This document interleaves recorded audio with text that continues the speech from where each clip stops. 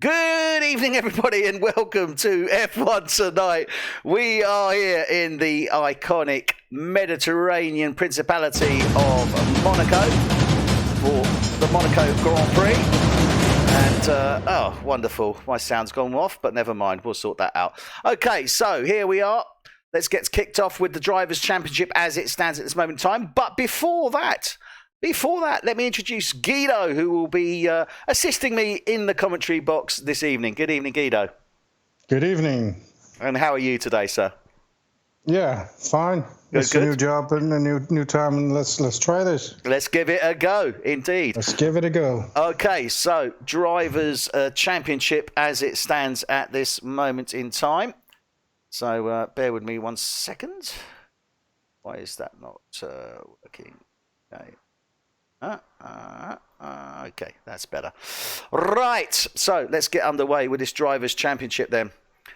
Okay, so leading the way is Dylan Platt for Alfa Romeo on 74. Second is Phil Harris on 66 for Rocket Williams. Third is Tom Stevens for Mercedes on 63.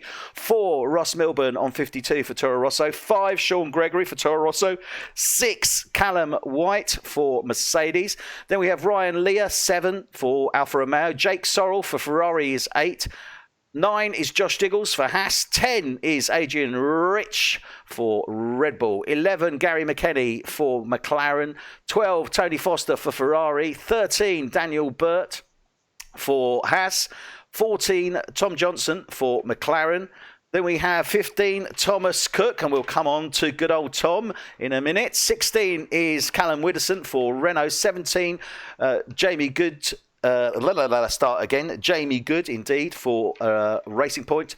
Then we have Jordan Marshall for Renault. 19 is Jack Wilson.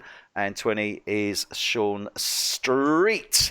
So, pretty close there, as you can see. Dylan is, at this moment in time, only 8 points ahead of second place Phil Harris, who's only 3 points ahead of Tom Stevens in third. So very, very close in those top 3. Close in that midfield as well, from Ross Milburn down to Callum White. Very close indeed. And then we've got Ryan Leah, Jake Sorrell. So very close competition at this moment, Drivers' Championship. We're only on race 6, so early doors yet. But I'm waiting for the newer drivers towards the back to start raking up the points.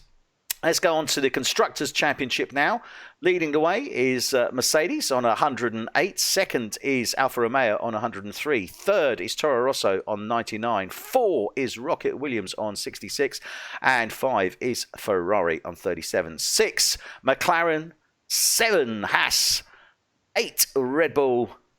9, Renault. And 10 is Racing Point. Guido, obviously you haven't necessarily, you watched some of the race, you haven't been following, but it's very close at the moment in that top 3 in the drivers, but also very close here in this top 3 in the constructors as well, isn't it? Yeah, it seems like it. And I have to correct you a bit. I have been watching some races. I just didn't watch the last one. I actually loved the one in Baku, where you started with, I think, 15 and we ended with 3. Yeah, that was a classic. That was a classic. As always a classic. Yeah, it's in the Dutch league. It's also the classic. Yeah, Baku, definitely a classic race there. Okay, let's have a look at the track. So there we are. That is the iconic track there. You can see all the corners have names, so we have added those in. And the track itself, well, the circuit length is just over 2 miles. Total race length is 161 miles, and we're looking at 78 laps. It's a hell of a race, isn't it? 78 laps. You did this race last week.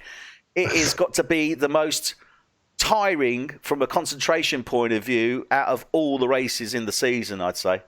Yeah, it is. It's totally unforgiving. It's bumpy roads, close to the walls, and you just can't let it up, otherwise it's gonna go wrong. And that's exactly what I did last week. It just it didn't work, and lap 2 I was gone. Yeah, it is a very tough track indeed. So first corner, Saint-Devoux. Let's have a quick look here. Well, what we're looking at is a quick clip here of a race start, and we can see the problems that can occur on the race start as the guys come off the grid into that first corner, Saint-Devoux. It's very, very tricky off the grid there, isn't it, Guido?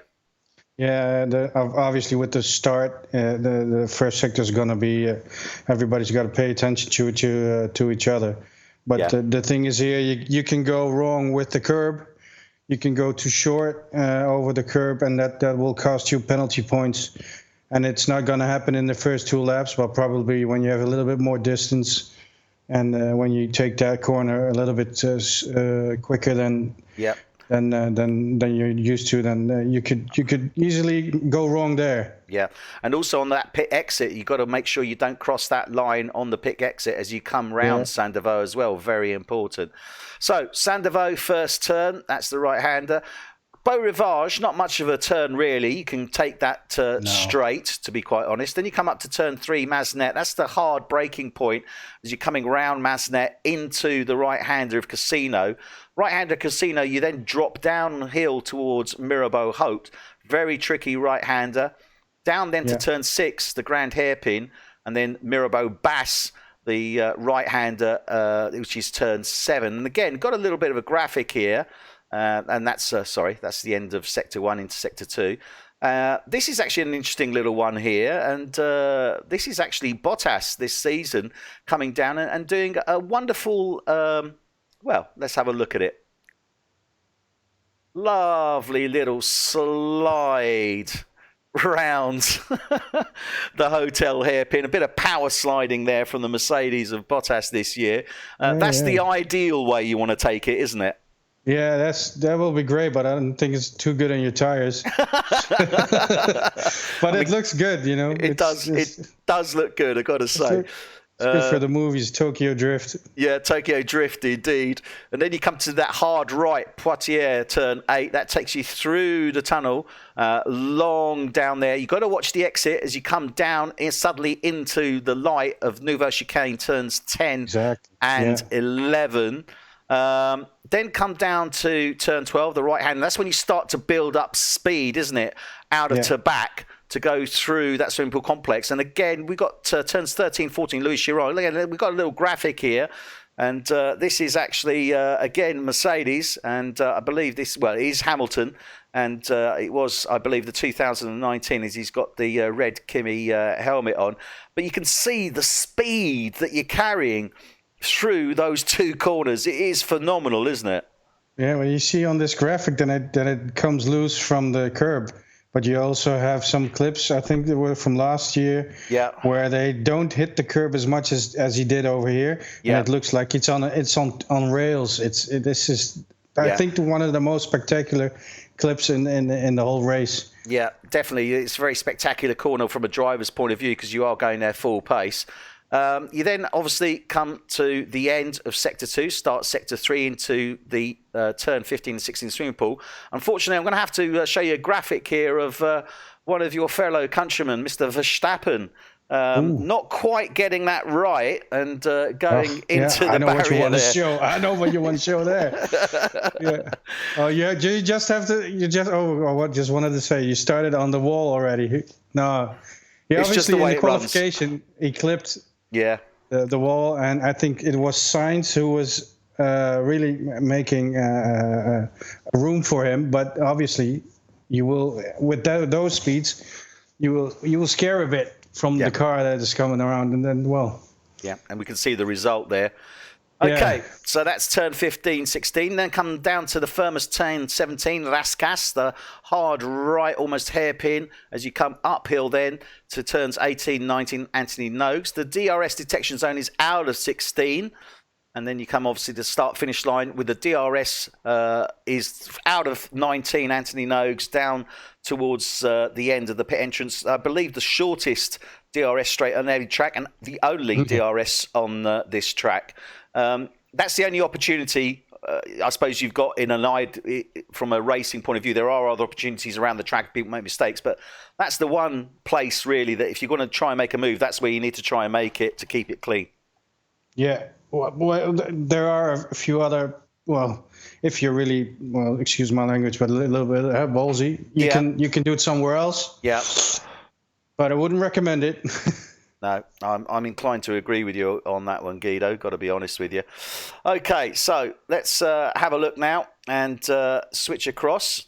So we're just going to do a quick little cut here while I get myself set up. And if you can run through the driver's Guido for me while I get everything else going. Yeah, I'm going to switch the screen as well. So only 2 drivers at this moment in time who will not be competing. And that is going to be, I believe, Callum White is definitely not competing. Sean Gregory and Cameron Widdowson are possibilities. But we'll see soon enough. The guys are already in their Q1 session as we join them. So just getting that up and running. Okay, fantastic.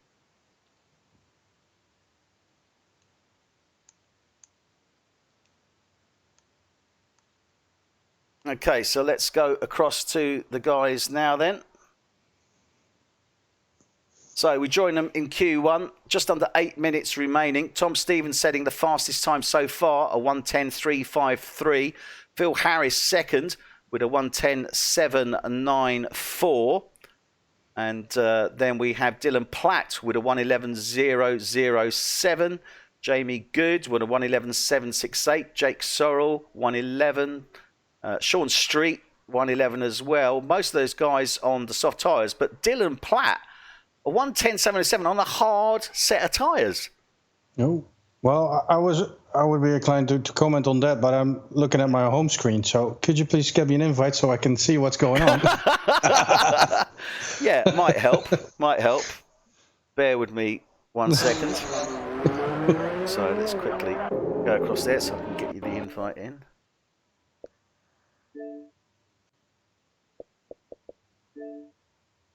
And then again, we have to say it's just software, so things like this happen. Yeah, it's not unusual. Let's put it like that. No, not at all. Okay, so actually I need to do something else here while I'm doing that because I need to put myself on Do Not Disturb. It's joining. Okay, so quickly transition across there. Right, okay, so yes, Dylan Platt sets a 1:10.707. Now remember that in this Q1 session, we would normally go from 20 drivers down to 15. We only have 15 drivers, so there are a number of drivers missing. We were expecting Callum White, obviously, to miss. Sean Gregory, we weren't too sure about. He is actually in. And also Cameron Widdowson, we weren't too sure about. He is in as well. So let's have a look here who we don't have. So we've got both Ferrari drivers. Red Bull, we don't have Jamie Good by the looks of it. No, so we do have Adrian Rich, but not Jamie Good. This was actually going to be Jamie's last race for F1 Tonight UK, as he's going to be concentrating on his studies. So not too sure what's happened there. Maybe he'll be joining during the course of the race. We hopefully will get some information at some point to let us know what's occurred there. So we don't seem to have Thomas Cook at this moment in time. Let's have a look at the McLarens. We've got Gary McKenny, but no Tom Johnson. So Tom Johnson not in at this moment in time. For Haas, we do have Daniel Burt, although I cannot see Josh Diggles. So Josh Diggles is out by the looks of it. Did you say Jamie Good is not in? Because Jamie Good just set a time, 1:11.7 on a racing point. Sorry, Thomas Cook. Sorry, I do apologise. I was referring to Thomas Cook. Sorry, that was my mistake. Thomas Cook is the guy who is going to be leaving us, and this was going to be his last race. So Thomas Cook is not in, unfortunately. We also don't have Tom Johnson. Josh Diggles. Yeah, Josh Diggles. Let's have a look. I can't see Jay Diggles. Nope. Don't seem to have Josh Diggles at this moment in time. We're watching Adrian Rich, still needs to set a time. Phil Harris setting. Oh, look at that. Phil Harris getting the fastest lap so far. 1:10.321.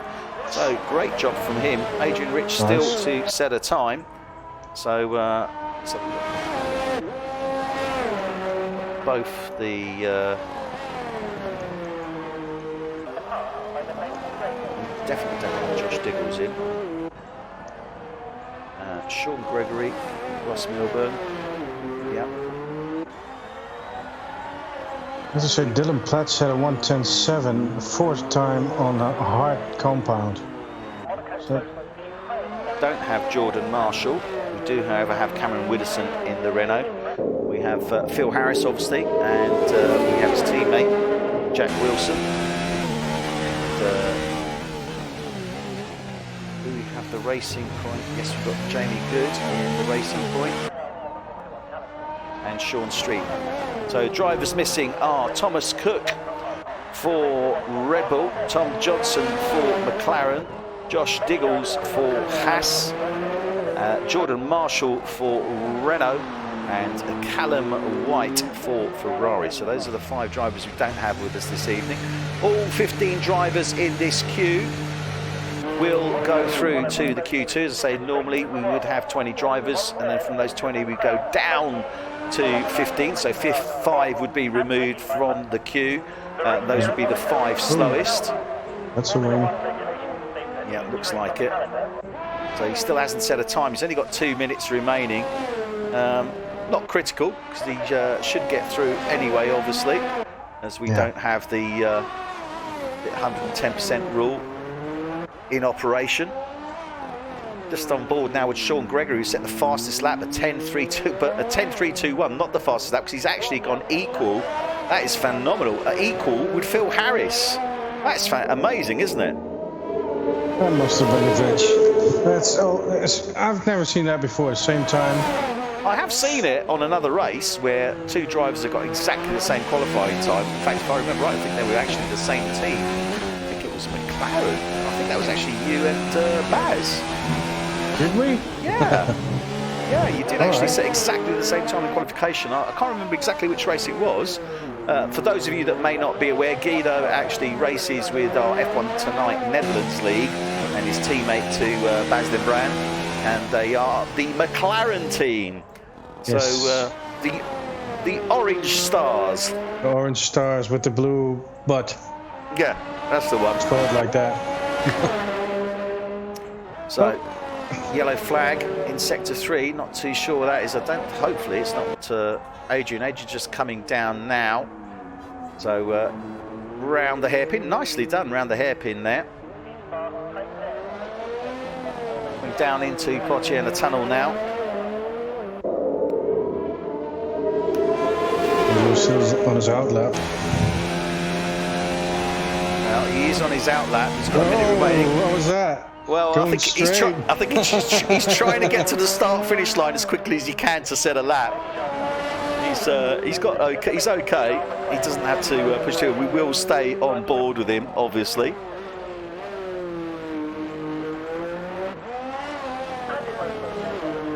Adrian is my co-commentator and great co-commentator, and known each other for quite a few months now.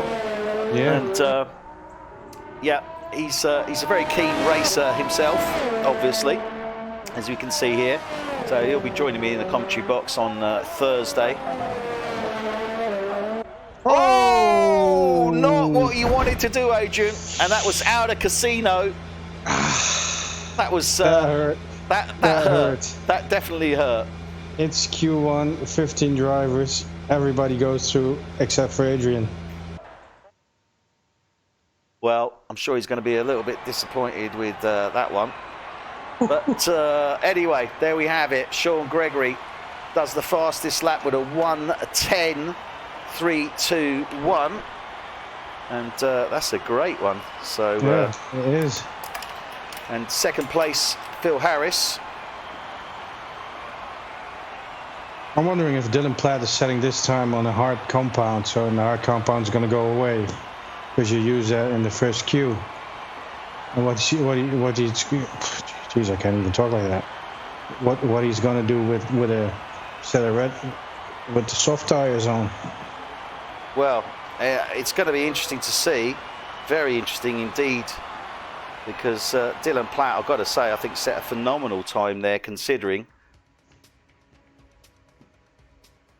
Obviously, the 3 cars ahead of him were on 110.3. They were all on the softs, but I mean, a 110.707 on a hard compound tyre is 4/10 off the fastest guys. That is quite something. That is, yeah. So we're now into the Q2 session, and guys getting themselves ready. Sorry to say, we have 14 drivers. Yeah, well, unfortunately, Adrian went out there, as we saw, in a dramatic way, trying to get round as quickly as possible, unfortunately, and he lost it on the straight. Where was that actually? Yeah, it was on top on the I think it was Casino. Yeah, it was Casino. And you got a little bump there. That's so it. If you punch it too fast, it probably doesn't. It probably didn't have any grip, and it slides in. Trying to see who the first car out was. I think it was actually Ferrari. I think it was. Or was it Dylan Platt? Must have been Dylan Platt. Yeah, Dylan Platt's out front this. No, somebody ahead of him. Oh, it's Toro Rosso. It's Ross Milberg. No. Sean Gregory. Yeah, it's Sean Gregory. Oh yeah. Yeah. So we are on board Sean Gregory. He'll be the first man to set a lap. Then Dylan Platt is behind him, and I'm pretty sure it's Phil Harris behind them. Oh. Tom Stevens has left the session. Don't know what happened there. Could be technical issues. Yeah, it looks like technical issues. She's still in the pit, so that should help. Mind you, it has been a bit of a problem with this game, connecting and everybody going off, and also sound problems have been occurring frequently in this game. Yeah, unfortunately, as always, Codemasters not quite getting up to scratch on the multiplayer version, but it's not as bad as some we've had in the past, that's for sure. Yeah. I just saw some parts flying on the track. I have to see where that was. I think it was in Sector 3.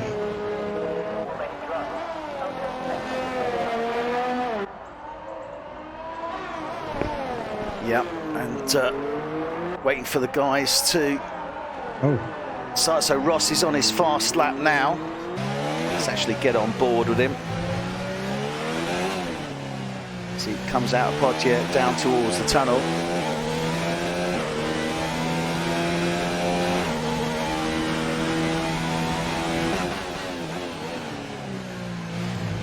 Cleanly around Nouveau Chicane.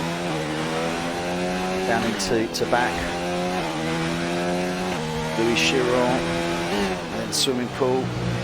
Nicely done. Coming up to Rascasse, he's got Daniel Burt ahead of him.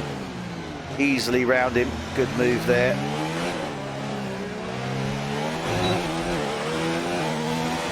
Ross Milberg sets a 1:10.109. Wow, fastest of the queues so far. It's about Gary McKenny sets a 1:11.9. Jack Wilson a 1:12.8. Dylan Platt starting a fast lap now, clearly. Oh, yeah, he's starting a fast lap now on those hard compound tyres. He's staying on those hard compound tyres, which is interesting. Jamie Good set that 1:11.0. His teammate a 1:11.8, so just 8/10, or no, 7/10 off his teammate. So Racing Point looking very good there, but Gary McKenny looking strong at this moment in time. Jack Wilson as well. To get.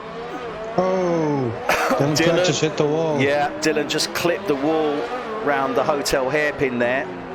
He's got, and I think it's because he's trying to let one of the other cars past, and obviously he's on a fast lap, and that would have held him up. Don't know who that was. In fact, it would be on a cool down lap. It was one of the Racing Points there. Yeah, it was a Racing Point. It was. Yeah.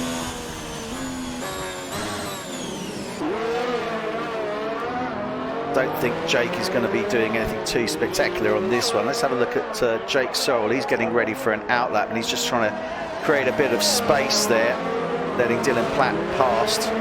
So he's got a bit of air, effectively. I think you guys got to watch out, because I thought that the Racing Points were going into the pits because they already set their time. Yeah. Dylan Platt coming round now. He's going into the pits as I thought he would do. So is Jake Sorrell. Let's go with Phil Harris. Phil Harris coming round on a fast lap now, just into Raskas. See the car moving across to let him through there. Nicely done. That was the Mercedes nice. there. Yeah. Tom Stevens. Nice clean move. What can Phil do? Oh, 110.3 puts him provisional second in this Q2 session. Lovely run there from Phil Harris. Sure, he's going to be very happy with that. There you see the driver respect. That's everybody. That's just what we say when the drivers put in their fast laps. They call it out and they let everybody their own space, so they can set their own fastest laps. Obviously, in the race, it goes a little bit harder. Yeah, indeed it does, and it's such a short track as well. It's easy to catch up with people, especially on these qualification laps, isn't it? Yeah, well, yeah, exactly. On the qualification, it's easy, but catching up in the race and then going to overtake somebody is a nightmare on this track because it's so narrow. Yeah, I mean, there are, as I said, few opportunities, really. I mean, there are opportunities when people make mistakes. Yeah. Certainly into certain corners, no doubt about that. The tunnel is another option if you want to take the dirty side on the tunnel, although that is risky because it does affect your tyres as you come down to Nouveau Chicane. So it's one that you can take if you want, if you've got the pace, but it is risky. You can also go for it out of this Nouveau Chicane if you get a good exit down towards to back. But that's pretty much it, as I say, other than somebody making a mistake and you getting past them that way. That's pretty much the only spots that you can reasonably expect to overtake, let's put it like that. Yeah, I expect it's going to be a race that everybody's going to wait for people to make mistakes. Exactly. Ryan Lear comes across the line now. And he sets a 1:13.1, not what he's looking for, I know. He's staying out there. Don't know if he's going to try and see if he can do another fast run or not. Let's have a look who else is out and about. Tony Foster is out on track, so let's go with Tony Foster. He's just coming into Casino now. Tony Foster, Ferrari driver. Been with us from the inception of F1 Tonight UK. So we can call him a bit of a seasoned veteran or so far, although we're only race 6, but it seems so much. What's that? Yeah, it's the other Ferrari. It was at the same. Yeah, Jake Sorrell was at the same spot where Adrian went out, and it tends to be a slippery spot because he obviously hit the left side of his car. They hit the barrier, so pieces flew off. Yeah. He still managed to survive. He's probably going back into pits for another run. I suspect he's going to get a new nose into the pits. Tony Foster coming round now. It's looking quite respectable, got to say, from Tony. Should be a 1:11, maybe faster actually. Oh, 1:12.2, just lost it on the exit there, but a good run puts him up into provisional P6. So sure, Tony's going to be happy with that. Gary McKinney in the McLaren is in P5. Sean Street, the new driver in the Racing Point, is 4. Danny Burt in the Haas is 3.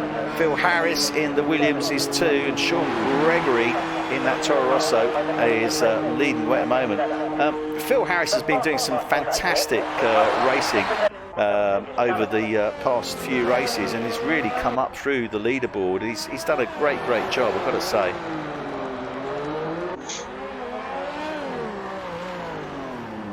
We are on board with Dylan Platt now. He did set a 1:11.5 on those hards. He's clearly looking to stay on those hards, isn't he, for this race, isn't he?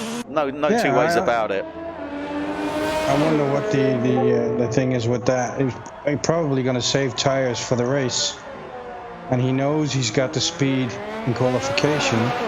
So why wouldn't he save the faster tires for the race? Oh, he hits the wall again. Yeah, just pieces come flying off. And that's a problem you have with the harder tires, with the harder compound. It's just a little bit more slippery. And he's going in. He's going in.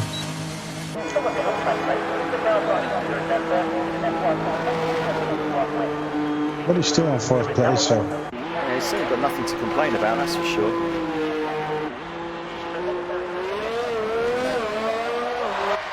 Dylan Platt is leading the championship at this moment in time. Phil Harris is just behind him, 2nd place in 66. And Tom Stevens is his 3rd in that 63. But Ross Milburn and Sean Gregory, the Toro Rosso driver, sitting nicely in 4 and 5. They're clearly looking to try and get some points away today. We are on board with Sean Street in the Racing Point, new driver. He's on his outlap. He's on a soft set of tyres.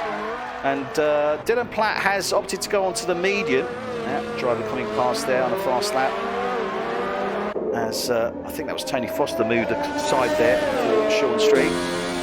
Comes out of the tunnel now, down towards Nouveau Chicane. Ooh. There's a bit of traffic for Dylan Platt there. Toro Rosso in front of him and Haas behind him. But if he's... Yeah, well, the thing was, if he stayed on the harder compound, he needed to start on the harder compound. And that's the thing he didn't want. Because I think he just wanted to save to see how fast he could be. John Street comes across the line there, sets a 1:11.8, does not better his time. He was actually 1/1000th off his previous time, which was 8:05. So he still leaves him in that 5th place position. Yeah, I mean, he doesn't really want to set a faster lap, doesn't he? Because he can start on those hard compound tyres. I'm not too sure why he's actually come out onto the mediums. There are 3 minutes remaining. I think he's sitting pretty safe, but that said, there are a few drivers that are pretty close. I guess he's just hedging his bets there, isn't he? Yeah, well, maybe he just found out or doesn't have the feeling for the harder compound. Maybe in training he did. Free practice he did, and in this setting it doesn't work for him, so he chooses a bit more grip, and obviously he's got the speed, so why wouldn't he? Yeah, I guess that makes sense. Tom Stevens sets the fastest time of 1:09, so 1:10 barrier has been broken by Tom Stevens. Sets a 1:09.662. He's bumping into everything, so he's got to keep his car in one piece, otherwise he doesn't go on.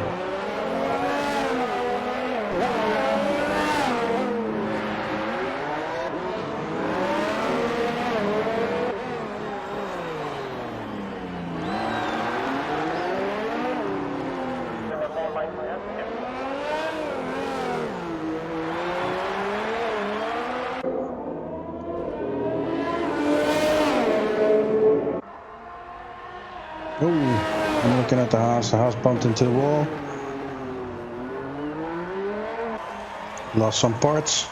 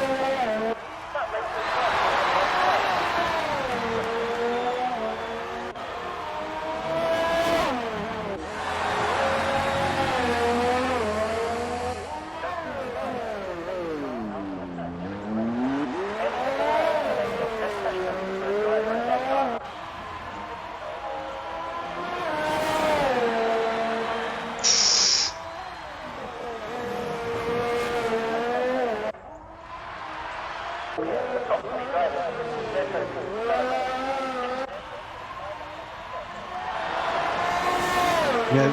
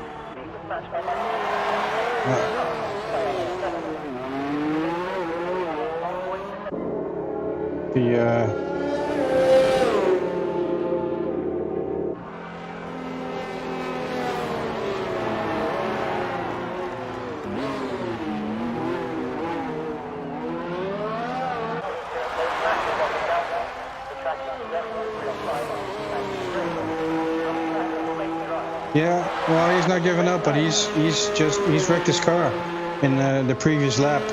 Bits were flying off, so there's no way he could, no way he's gonna better. No, exactly.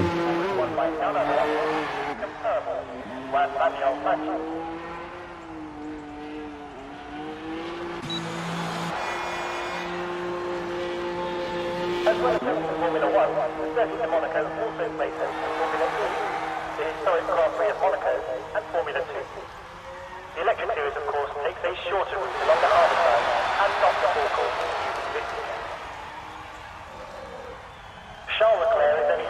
Okay, Woods, I'm just getting some technical data here. My voice wasn't being heard. Exactly. So... That's good, isn't it? Okay, yeah, we've got that sorted out now. Okay, and then... so we're ready for the race. All gremlins are now safely out of the way. Well, not just yet, because we could... the lobby could be restarted after Q3, because there has been some issues with obviously connecting and stuff like that, but we'll see. Hear that. We will hear that after this. I don't get that. It says Tom Stevens, but it hasn't actually. So Tom Stevens, sets that 109. 109.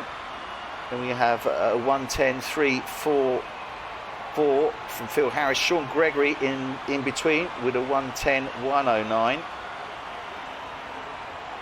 But Phil still staying up there. Phil Harris, Jake Sorrell set to 110 as well. So. This is very interesting indeed, but phenomenal run there from Tom Stevens, a 109, first 109 we've seen of the Qs. Great run from him. Yeah, it's an awesome run.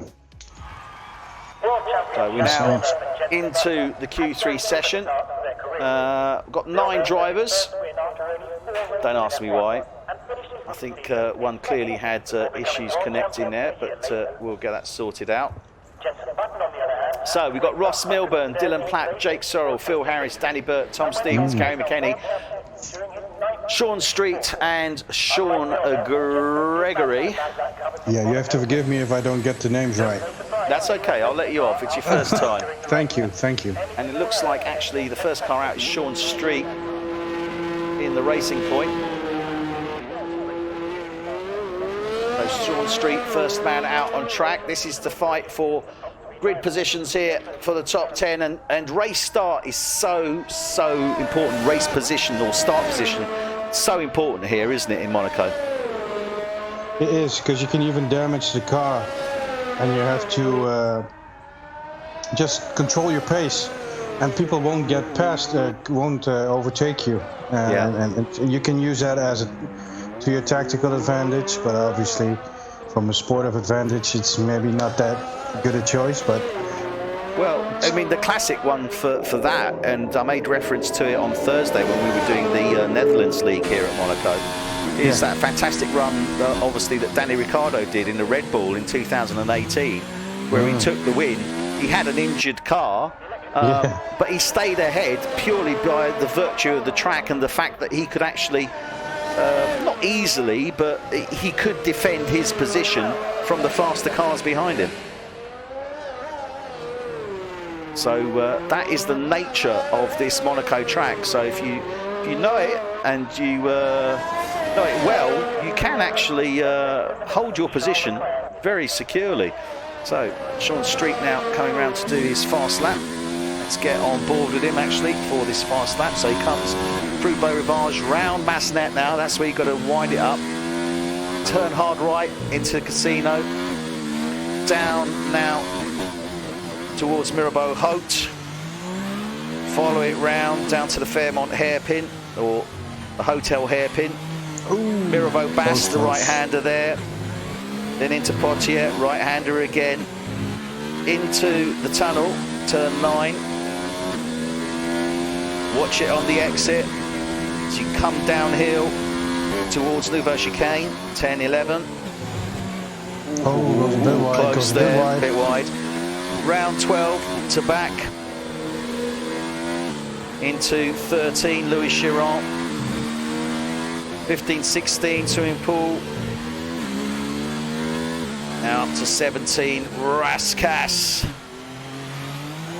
Final 2 turns. Oh, he backed off. He backed off. There. He backed off earlier in the chicanes. He must have hit something that we didn't see because we were on board. Yeah. So there's something went wrong there, and I was thinking, what was it, Tobacco? You can go a lot faster through that. So I didn't understand what would happen there, but probably what we didn't see was the piece where he went wide. He hit the left side of the wingtip, probably. Daniel Burt setting the fastest time so far, 1:10.6. Phil Harris, 1:11.7. Ross Milburn coming round now for the Toro Rosso. Tom Stevens sets a 1:09.106 again. Ross Milburn a 1:11.77. And that's amazing. Tom Stevens actually bettering his time in Q2 by 3 thousandths per second. He set a 1:09.109. He's now set a 1:09.106. So 3 thousandths of a second between his Q2 and Q1 time. That is phenomenal. That's awesome. Yeah, that's great. Bill Harris drops down to 5. Ross Milburn up to 4. Jake Sorrell in the Ferrari is 3rd at this moment in time. Daniel Platt coming round now. He has obviously opted to go onto the soft compound tyre for this Q3 session. He is on his outlap. Oh, we can see a little bit of debris on the track there. The end plate off, I think it was a Toro Rosso, must have been, because it's the only one there. So let's go on board with Dylan Platt on his fast lap. Through Beau Rivage, as you say, it's pretty much straight through. Into Masnet, round into Casino now, drops down. Watch that entry into Mirabeau Haute. Nicely done round there. Then to the hotel hairpin. Beautiful job, carrying good speed through there. Then Mirabeau Basse, the right-hander. Then into the right-hander of Potier. Into that tunnel. And this is looking very good. Yeah, that looks really aggressive. First sector, looking a fast second sector at this moment in time as well. Into Tabac now. Louis Chiron. Very good. Raskas. This is going to be a fast time. Got to watch the SS. Oh, look at that. Fantastic. So close there. That was really close to the barrier. Oh, 1:10.688. That was phenomenal, but he looked as if he could have been faster. I don't know if he lost sort of pace out of ending that final sector, but it looked to me as if he was going to be actually up against Tom Stevens there. He lost time, I think, at the end of that last sector on the exit of Anthony Noakes onto the straight somehow. Maybe it's his downforce. He's probably got his downforce dialed up, which would explain why those hards were working so well for him.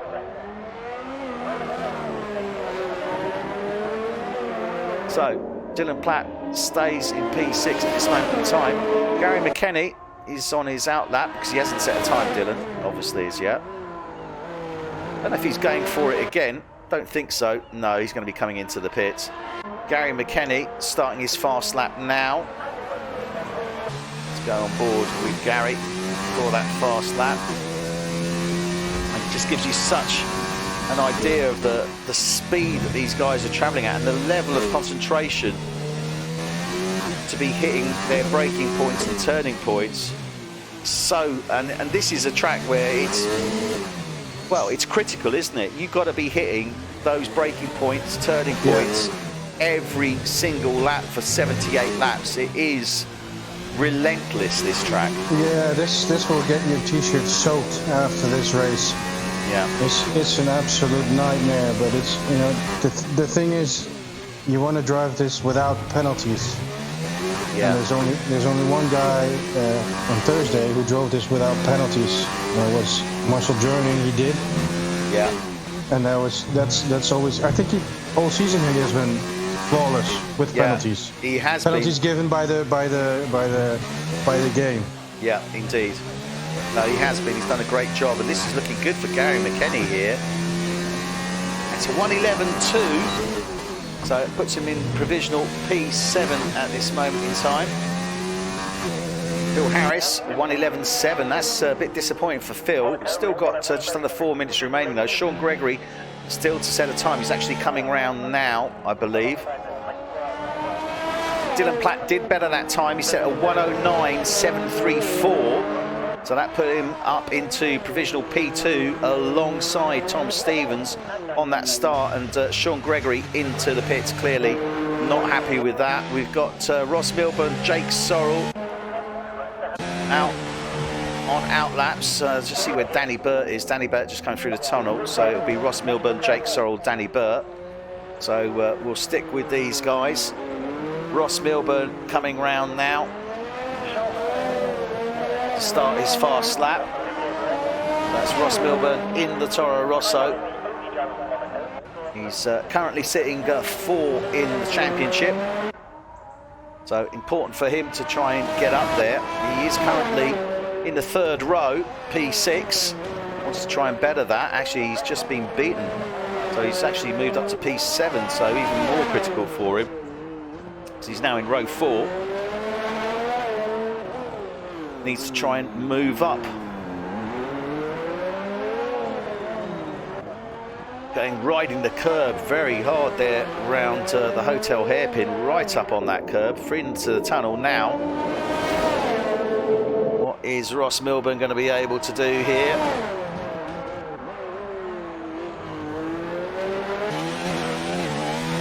Coming into back now. Clipped.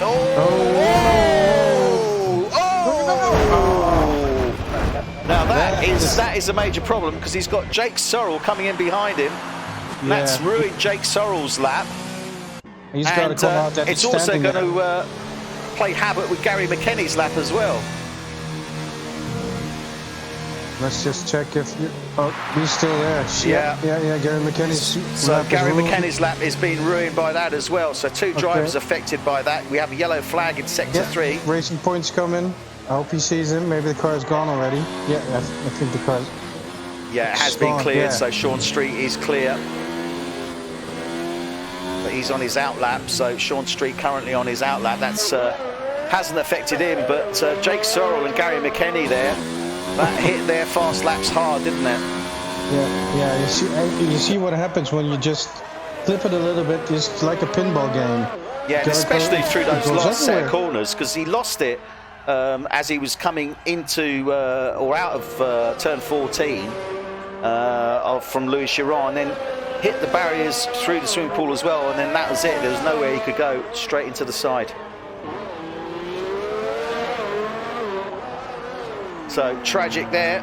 So Ross Milburn at this moment in time will be P7.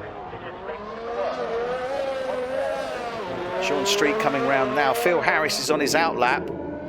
Let's just check where Phil is actually. He's got 36 seconds.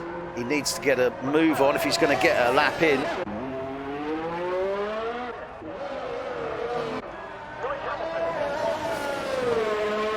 Why is it still a yellow flag? Oh, now it's gone. Now it's gone. Probably somebody's facing himself. I don't think Sean's going to better his time now. I think that's pretty much him done.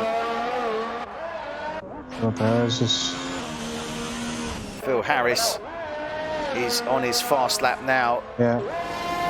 And this is critical. He has set a 1:11.77, but we know he can do better than that. Set a 1:10.321 in Q1, a 1:10.344 in Q2. So he's got at least another 1.5 seconds that he can take out of that. But yeah, he's performed so well in that Q1 and Q2 session, and when it comes to this Q3, he really needs to deliver now, right at the bitter end. Yeah, and then see what the AI does. Well, then again, it's Q3. Set to 2 is yellow.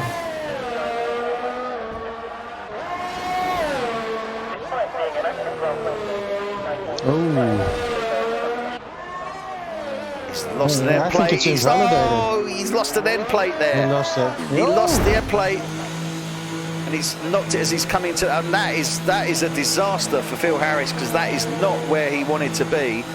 Starting in that P9 position at the back of the grid there. Well, not the back of the grid, in the middle of the grid. In the middle of the grid, yeah. That's even worse. Yeah, that is indeed. So Danny Burt is last man out on track, but he's not setting any fast pace. So there you have it. Tom Stevens in the Mercedes is going to be row 1 P1. Alongside him is going to be Dylan Platt in the Alfa Romeo.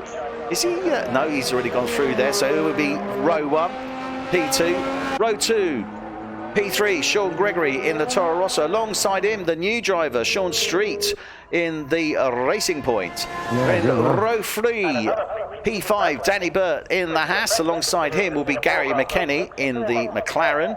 Row 4, P7, Jake Sorrell in the Ferrari. Alongside him will be Ross Milburn in the Toro Rosso.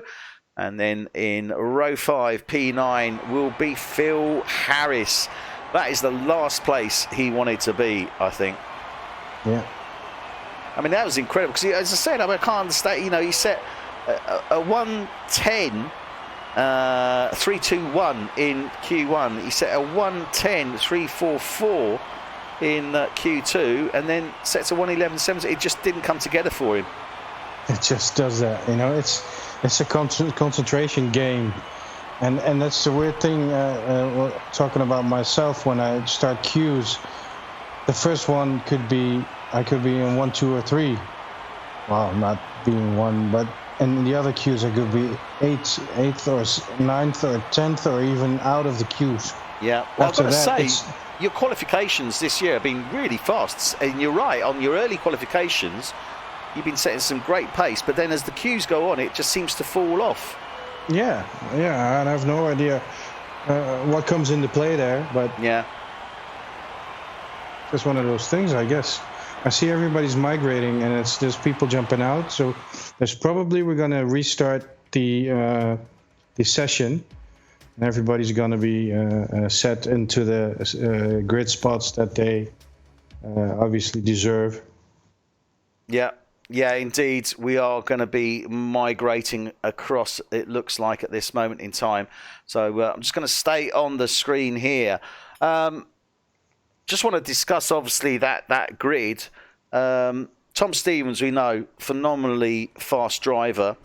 But, he's starting in that P1 position. He delivered in Spain, as we know. He's going to have his work cut out for him. He's got Dylan Platt, who's going to be alongside him. So it's a tough one. It is a very tough one. And Dylan was showing some fantastic pace on that hard compound tyre. Now, he didn't actually set a time on the yellow wall tyre, so he will be starting on the hard compound tyre, if memory serves me correctly. Yeah, I think so. I think he hit the wall, didn't he? Yeah.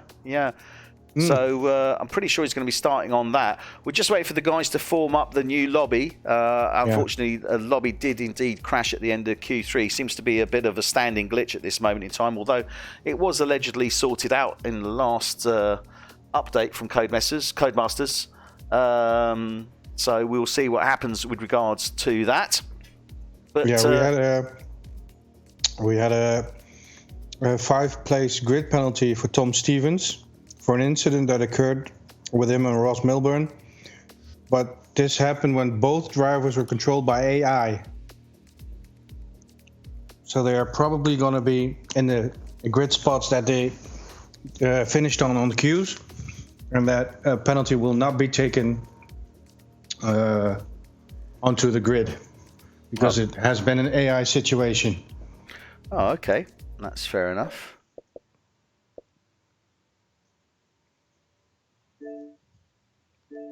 So just joining the session now. And I have to say, I'm working with this Discord that Adrian told me, and I think it works a bit. Yeah, you just got to get into it. I mean, we're transitioning, we're trying to make the comms better between the drivers and management, and it's great for you guys, obviously, watching, and we hope that you're enjoying it. But there is an awful lot of work that goes into this league in the background. A lot of very, very busy wheels being turned by a lot of active mice. Let's put it like that. So we're using some new comms, Discord. And I've got to say, it's pretty good actually. Okay. Yeah, there's really a lot that comes into play with going on in a league like this. Obviously, for the Dutch league, it's season 6, and I've recently jumped out of the management because of personal stuff. And but I have to say, it's just it's fun to see how it works, but it's also lets you see how much work it is, because it's ridiculous how much work. Yeah, there is a hell of a lot involved, certainly. And I know that a lot of dedication from the guys in the UK and in the Netherlands as well to make sure that it works and works well for everybody. So that's the ultimate goal. That's what we seek to achieve. And hopefully we're delivering that. It's just the broadcast needs to be sorted out, doesn't it? You need to get something sorted out on this broadcast. Get some better broadcasters, I think. Maybe better commentators. Better commentators, yeah. We're working on that. We're working on that. No, but long term, what we're going to do is obviously look to step up on the production side and the production values as well. Obviously, we've added some elements. Albeit they are all controlled by me, so if the odd tag hangs around for longer than it should do, or something isn't quite right, you can blame me. It's fine. I don't mind. I've got broad shoulders. For now, I'll give you a pat on the back for all the work you're doing. What, you want me to go and sit underneath a cow then? What's that? Okay, do I have to translate that for you, Guido? No, really, but you. Okay, let's. I thought we were commentating on a serious. No, I know. A pat on the back is an expression of term. Yeah, a pat or a cow pat is what a cow does. Yeah. So pat on the back, sit underneath the cow. But anyway, I'm just digressing. I'm just filling. I'm just trying to create. No, that's good. I thought we were doing serious stuff here, but obviously it's just. No. You can get a beer and. It's fine. No, nothing serious about it at all. Okay, so we're joining the guys now as they come back. As you can see there, wonderful shot there of the Monaco and the marina. What a wonderful! I'd love to be. What I want to do? I want to do Monaco, but I want to do it on a nice big yacht with a jacuzzi. All by yourself? Oh, no. If I've got a yacht and a jacuzzi, I certainly wouldn't be by myself. Oh, you want to do the whole Monaco thing. Yeah, I know. There is no way that I'd be sitting in that jacuzzi on my Todd. Yeah, I know. I'll be there as well. Only if I invite you. and that's not a given. No, thank you. Okay, so here we are. We're getting ready to get underway here with the main events. This is F1 Tonight UK, and we are here for Season 1, Race 6 at the iconic Principality of Monaco for the Monaco GP. The toughest GP, I think, from a driver's point of view. Also the most rewarding. You'll find most drivers love this track.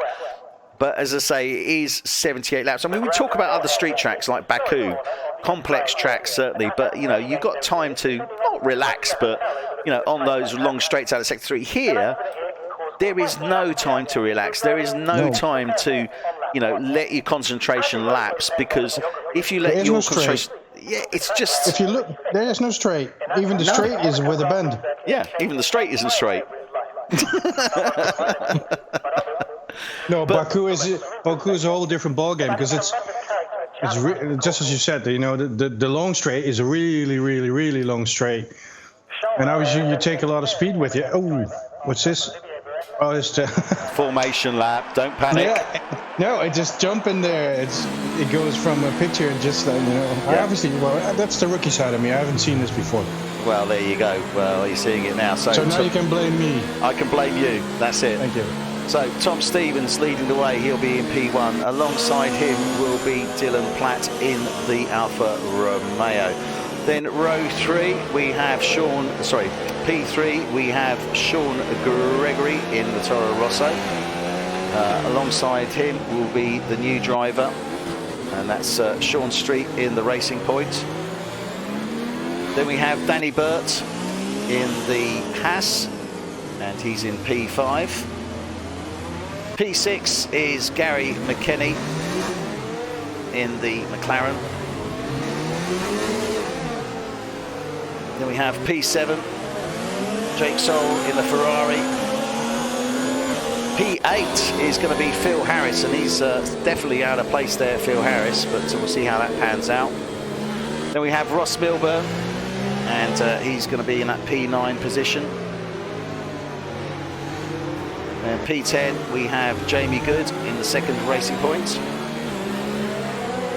Then Tony Foster in the Ferrari, he's in P11. Jack Wilson, the new driver for Williams, is in P12.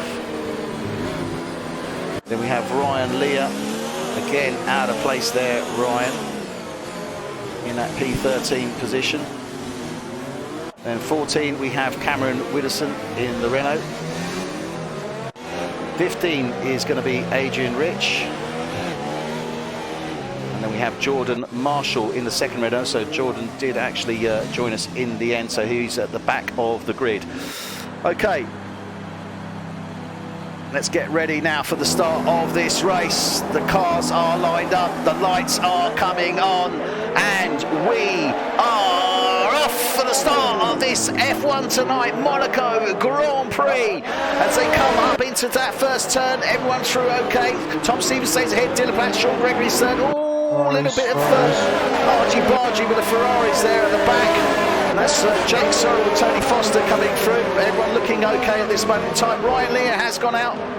Yeah, Ryan Lear has crashed out there in Beau Rivage. Yeah, so Ryan Lear has already gone out. Not a great start for him.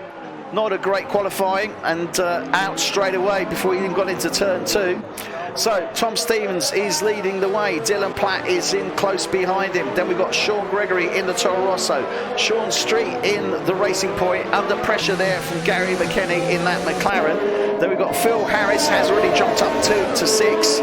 Jake Sorrell stays in 7. Danny Burt has dropped 3 from 5 to P8. Not where he wanted to be, and he's got Ross Milburn challenging him now as well. Oh, misses there. Danny Burt picks up a 5-second time penalty for corner cutting. Jack Wilson in the Williams is 10. Tony Foster 11. Jamie Good has dropped down 2 to 12. Jordan Marshall up 3 to 13 from 16. 14 Cameron Widdowson, and Adrian still in 15 at this moment in time. Tom Stevens though is already starting to pull away, isn't he? Look at that. Yeah, look at that. 116 and well, you know, Daniel Burton, it was who picked up a 5-second tire penalty. Yeah, cut on that Nouveau chicane. Yeah, he couldn't make the corner because he didn't have a nose. Ah, right. Okay, so that explains why he couldn't make that corner. But look at this, Tom Stevens already 2.3 seconds ahead, but Dylan Platt is on those hard compound tyres. This is going to be very interesting indeed, isn't it? Because he's going to be able to go very, very deep into this race. Yeah, I wonder if he just takes a little bit of control with him and not drives too fast, so he can control the pace a bit. Yeah. He had some trouble with it in the queues. He did, but I think you're right. He does need to control that pace, and he needs to watch the cars behind him. Sean Gregory is obviously the guy that's in behind him. Now, he is just under 2 seconds behind him. He will catch up without... Oh! Sean Gregory lost the wing. Just clipped the barrier there, coming into back, and he's going to have to go into the pits to get that replaced, because there is no way can you stay with that round this track. But he does stay out. He's staying out. Yeah, well, that's the call you can make on this one. It's an interesting one. Gary McKenny, in the meantime, has moved up to P4. Gary McKenny, very strong here at Monaco. Phil Harris is going into the pits. Bless you. Yes, I did. Oh. So, Gary McKenny He's up into that P4. Very strong from McKenny, I've got to say. Just want to have a quick look on position change there. Yeah, it's moved up 2 places. Jake Sorrell up 2. Ross Milden up 3. Jamie Good up 3. Jordan Marshall, though, up 8. So great run there. In the pits. So Jordan Marshall in the Renault, really coming through the field there, already up to P8. Started at the back of the grid, so lap 3, he's moved up 8 places. That's a fantastic run from Jordan Marshall. that's awesome. Especially here at Monaco, my goodness me. Yeah. Well, let's see what the number 2 and the number 3 are going to bring to Tom Stevens. They're going to close the gap a bit. They should be able to, because, you know, obviously Dylan Platt has... Let's see, he's got... Jake Sorrell picks up a 3-second time penalty there, the Ferrari driver. Locks up into Raskas. And this is a really tough track. Gary McKenny, though, looking strong, as I say, in that P4. Sean Gregory, P3. But Sean is dropping behind Dylan Platt, which is amazing, really, when you think about it, because he's on the soft compound tyre. And Dylan Platt is maintaining that distance to Tom Stevens. It's 2.7, 2.8 seconds, but it's hovering right about 2.5 seconds, a little bit more. But he's not letting Tom Stevens pull away, is he? No. Oh, sorry, we've got a yellow flag. Looks like Phil Harris, I think. Harris crashed. I can't see where. I'm just trying to have a look now. I think it's on the straight.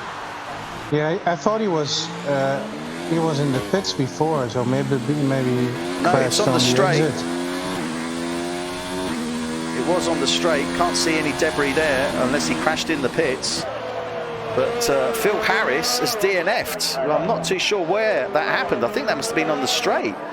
A bit surprised that we can't see any wreckage from the car, but oh dearie me, Phil Harris is out, and that's going to cost him. He's sitting second in the championship at the moment on 66 points. He was only 8 points off Dylan Platt, and he's got Tom Stevens on 63 points, only 3 points behind him. That's going to hurt his championship standing, isn't it? Yeah. Well, then again, this is Monaco. This is where the best are going to go out, and the worst are going to win. This is where everything's going to happen. Yep. Ooh, Jordan Marshall picking up a 5-second time penalty for speeding in the pit lane. Not what you want to be doing, but easily done, I've got to say. Adrian Rich is on the hard compound tyre, as well as Ross Milburn, Jack Wilson, Tony Foster and Danny Burt. So all these guys going on to the hard compound tyre, looking to go deep into this race. Guido, how deep can they go on that hard compound tyre? I actually have no idea, and it's not helpful for the commentating, but it's no, because I just don't drive on the hard compounds because I can't drive with them. Yeah, it feels like ice skating. Yeah, I'm pretty sure that they'll be able to go to round about the mid-30. It's still going to be a 2-stop for them, but they're going to be pretty sure on that hard compound tyre able to go up for the start of the race.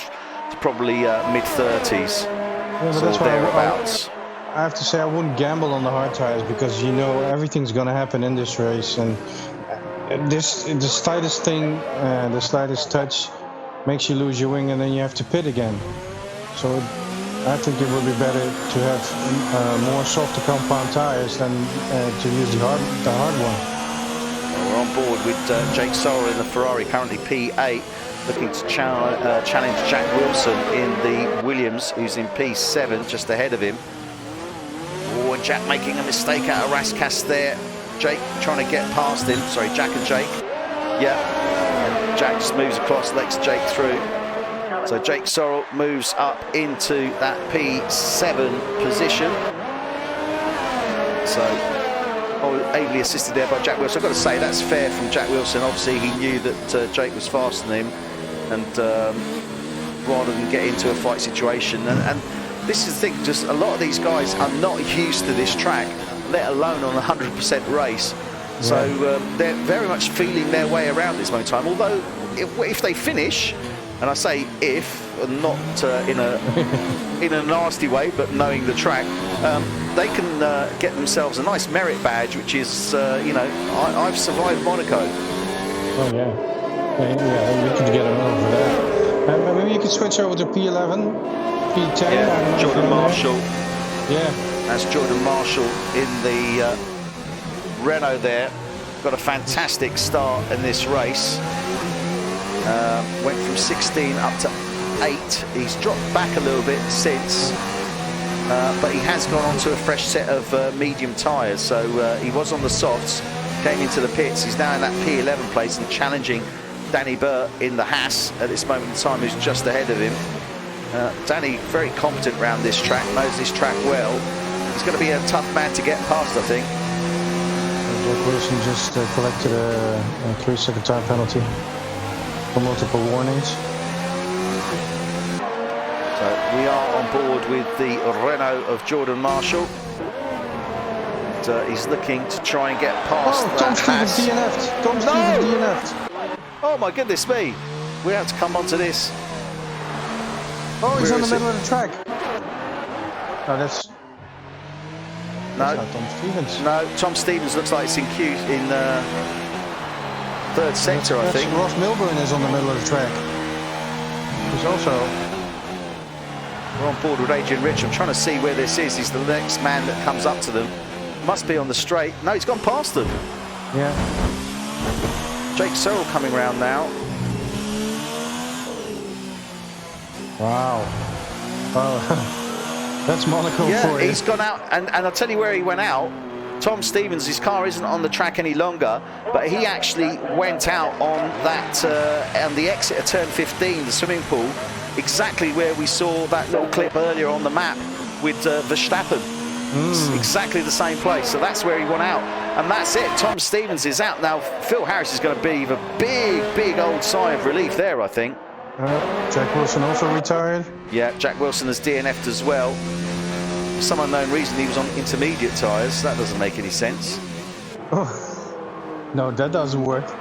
Yeah, look, it says intermediate tyres on there. I don't know how that worked out, but still, never mind.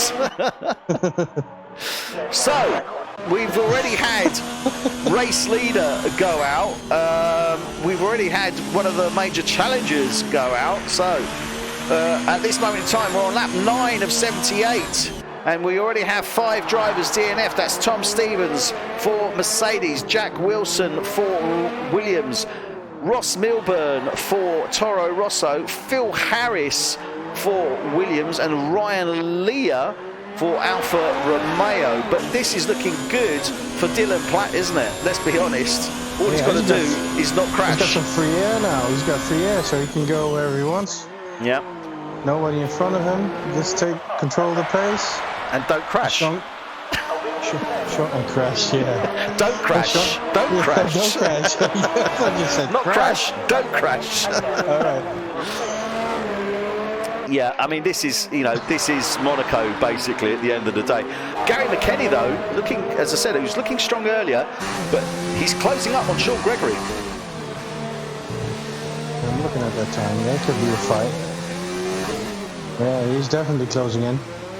He's definitely closing down on Sean Gregory, without any shadow of a doubt. Like you say, he's right in the gearbox. He is right on his gearbox, taking in great big gulps of the exhaust fumes coming off that Toro Rosso. Yeah. And you've got to be careful though, because the thing is, on this part of the track, sort of round sector 1, before you get really to Casino, you've got to be careful how close you get to that car in front, because your downforce will be affected, and downforce is so important on these corners, isn't it? And you have no idea how fast that goes, because it's he hit the barrier. Just clipped it there. Yeah, he clipped it. I don't know if something is broken, because obviously I'm in the car. Can't so quite I can't see behind it. Definitely as you say, the downforce is usually on a wing 10-11 or 11-11, so it's on a maximum, because otherwise you just don't have any grip here. So they are critical points. He has dropped a little bit behind Sean Gregory now. I think he clipped it because he's having trouble. Yeah. The downforce on the right side. Yeah, he has. He's lost the wing. So he's lost the winglet on the right-hand side front, so right front. Jamie Good is in P4 in the Racing Point. Adrian Rich is up to P5. He's looking good at this moment in time, and those hard compound tyres are working well for him. There you go. So Adrian Rich, go boy. Go boy. He's up into that P5 position. I'm sure he's going to be quite happy with that. I saw the second time penalty picked up by, what was that? Jordan Marshall. Oh, and Jordan Marshall is right up close and personal with Danny Burt again. Trying to get past him here, and he's not been successful. Oh, tries to make a dive into turn one. Can he do it? They're side by side on the exit. Wheel contact, but Dan stays ahead of him, only just through Beau Rivage. Coming round to Masnet now. He's trying to take the inside. Lovely move there. What a great move from Jordan Marshall. Overtook on the inside of Masnet as they came down towards Casino. That was a good move. That was a good move. That was a great move. The first move wasn't that good because that's a bit aggressive. I think he might have gotten a penalty for that on the inside of the curb, but hey, those are things we want to see. Yeah, that was a fantastic move there from Jordan Marshall. Lovely turn. Lined it up beautifully though. Took the inside as they were coming into Masnet. Tried to make the move on Beau Rivage on Danny Burt. Couldn't quite do it. But took the inside line on Masnet, pushed Danny Burt wide and got through. Lovely move there, and that's quite impressive. From Foster then, because he's really punching it. Yeah, he's definitely punching it. He can already see Tony Foster ahead of him, and that's his next target effectively. Has he got enough VRS left? He's got loads of VRS, he's got plenty of VRS, not a problem. He is going down fast though, he is depleting it, I've got to say, to try and catch up to that Ferrari. But he's managing it very well, he's harvesting and using simultaneously, so he's quick on those buttons. Yeah, and harvesting isn't a problem in this track. No, I wouldn't expect it would be. Going on. Yeah. Yeah, harvesting is definitely not an issue for the ERS on this one. For those of you unfamiliar, and if you haven't watched the streams before, what we're referring to here is the electronic recovery system. That is effectively like a second engine. Nikki, who's normally my co-commentator on a Tuesday night for F1 Tonight UK, calls it an electric version of nitrous oxide. So what happens is you have a battery, it stores up the energy that is taken when the car brakes, and then you can use that energy to add extra HP by an electric motor to your engine. It's about 160 HP, and that ERS then, when it's turned up full whack, gives you that 160 horsepower or thereabouts, and therefore faster speed, about 8 kilometers an hour, which then allows you to hopefully overtake the car in front. But you have to manage it, because as I said, when you use it, it depletes. You have to replenish it when you are going to the corner, so you've got to dial it down. So it does take quite a bit of thought and management, doesn't it? Yeah, you can use it throughout a whole lap, and you can use it in a higher mode just for certain corners or for certain straights. And obviously it's one of those tactical things you need.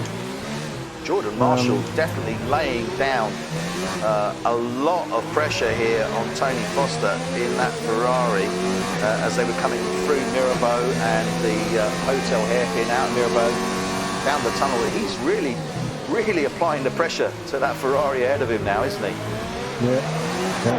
Gary McKinney is picking up a lot of penalty points. Sorry, but I'm just going to jump into another driver. But I saw him pick up 2 penalty points for multiple warnings. Now he picks up another 5-second penalty for speeding in the pit lane, and I think he picked up another one let me see. Yeah, another one for multiple warnings. So they got to look out for that. Yeah, don't play too much because we're on lap 14. Yeah, we are on lap 14 of 78 now. Not even a quarter of the way. Well, yeah, about a quarter of the way through. No, not quite a quarter of the way through. Sorry. But yeah, and those points add up at the end of the day. Danny Burt has also just picked up some penalties there.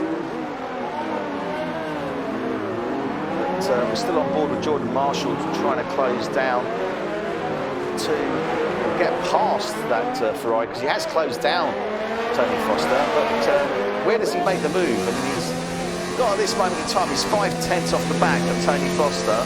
So he doesn't want to get too close just yet, especially as they're coming out of this sector 2 and then into that sector 3, the final few turns. It's quite difficult.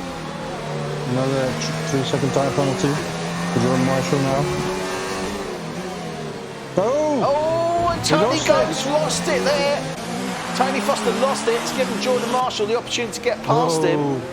Gary McKenny into the pits, Jordan Marshall into the pits, Tony Foster into the pits. So that's interesting. The guys on those hard compound tyres coming off. Gary McKenny went onto the hards, didn't like them. He's got a penalty there, and he's going to go onto the softs. So Gary McKenny coming off the hards, going onto the softs. Adrian Rich now is up to P4. Jamie Good is P3. Jordan Marshall get a new nose. Sean Gregory is P2, and Dylan Platt is still leading the way. And Dylan Platt is actually coming up on Jordan Marshall just letting him through there. Oh, sorry, was that Jordan Marshall or Cameron Widdowson? It was Cameron. Yeah, it was Cameron Widdowson who's. Jordan Marshall was signing on the pit exit. Yeah. So let's have a quick recap where we are, because we've had a few cars come in there. So Dylan Platt still leading the way at this moment in time on in that Alfa Romeo. Sean Gregory in the Toro Rosso is currently second, and he's 20 seconds behind Dylan Platt. Jamie Good is third in the Racing Point. Great race there from Jamie Good. Adrian Rich in the Red Bull is in P4. Jake Sorrell in the Ferrari is P5. His teammate Tony Foster is in P6. Gary McKenny in the McLaren is P7. Jordan Marshall in the Renault is P8. Sean Street in the Racing Point is P9. Danny Burt in the Haas is 10. And Cameron Widdowson in the Renault is bringing up the rear at the moment in P11. Tom Stevens, Jack Wilson, Ross Milburn, Phil Harris and Ryan Lear, D and F. Okay, let's have a look at this now. Just a second, can I intervene? Yep. Because we're going to get Tom Stevens in the conversation for a bit. He wants to explain, he can explain. Maybe he can explain what happened to him. Yeah, no worries. If you could bring him in and then he can give us an explanation, that's no problem at all. Yeah, I'm going to try that. Okay. But whilst Guido looks to get Tom into the chat, we will get back on here. So Sean Gregory, as I say, he's 21 seconds behind, so he's rapidly approaching a pit stop for Dylan Platt territory. He's got Jamie Good 8 seconds off the back of him. Adrian Rich in P4 looking okay at this moment in time. Now, Gary McKenny is now coming on the back of Tony Foster. You can see a lot of cars out of place here. You can see the Toro Rosso ahead of Tony Foster there. And that is actually Sean Gregory that he has ahead of him, who's currently in P2 place. So if he overtakes him, he's effectively unlapping himself, and he has every right to do so. There's no problem at all with him doing that. So don't be surprised if you see these cars line astern, but they're actually out of place. It's just the nature of the track, effectively. But Gary McKenny is definitely looking to change it. Tony Foster stays out, and that was going into the pits there. There's Jake Sorrell into the pits coming out now, so he's going to be coming out in P9. Gary McKenny, look at this, right on the back there of that Ferrari at this moment as they're coming around Mirabeau Bass. So difficult there. Let's see. Sean Gregory ahead of both of them. He's currently in that P2 place, as I said. Now this is tough because Tony Foster's looking to try and get past Sean Gregory, trying to lap himself. And he's actually he's on a fresh set of medium tyres. Sean Gregory on a very old set of softs. He's on 17 laps, so I'd expect Sean Gregory to be coming in this lap, and Gary McKenny picking up another 3-second time penalty there. And that's definitely corner cutting as he was coming through. Yeah, indeed. goes into the pit, so he'll be going onto a fresh set of tyres. That's released Tony Foster and Gary McKenny. Now the problem is Gary McKenny's now got Jordan Marshall, who's closed in on the back of him. So we've got these three guys fighting for P5 and P6, and it could prove very interesting. We've seen some great moves already from Jordan Marshall. So he's certainly a competent driver around here. Gary McKenny definitely proving himself to be a very competent driver around here as well. And Tony Foster. So all three of these guys, more than capable. And it's going to be a tough one. And this is where Monaco does get tricky, because they're going to be looking for two things. They're going to be looking to try and get the guy ahead of them to make a mistake, or they're going to be looking for opportunities where they can actually make the move. And as I said, there are very few places where you can do that. Obviously, the start and finish straight, you've got the DRS, but it is difficult to get that power down and get that advantage before you get down into T1. You've really got to be literally on the back of the car ahead of you, not even a cigarette paper's width between you, to stand a good opportunity of that, because the downforce is dialed up so high on these cars for this track. So that straight line speed, you don't have the same result from it. So even though he had DRS there, Gary McKenny, as you can see, just could not close down to that Ferrari and Tony Foster. This is the thing now. That's what he's looking to do. Jordan Marshall's still in the mix there. He's only 2 seconds off. Gary McKenny 6/10 off the back of Tony Foster. So there is a real fight going on here at this moment in time. This was the three of them as they come down to that hairpin there, closing up ranks, unsurprisingly, on those slow corners of Mirabeau and the hotel hairpin. Cameron Widdowson picks up a 3-second time penalty. This is for guys exceeding the track limits, and you'd think, how on earth do you do that? But if you have 4 wheels or tyres that go off the track or the limit of the track, then you are awarded that penalty point. Case in point there is when you go through this chicane, you can see you've got that grey area on the inside. So effectively you can almost like cut a corner, and that will give you those 3 seconds. And a few other turns where that can happen. Jordan Marshall now is right on the back. We saw him make that move on Danny Burke into Masnet. Is he going to look to try and replicate that on Gary McKenny? Could well be. Just going to have to see how it pans out.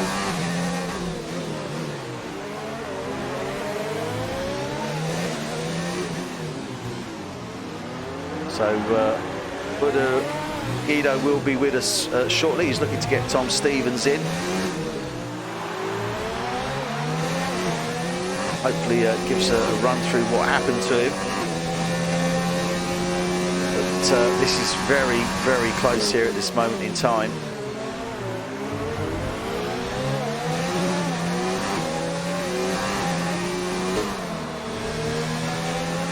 Coming round now into sector 3, round the swimming pool. These guys still neck and neck here. Little bit of an error there from McKenny out of Raskas. Have a look, see if we can have a look at that.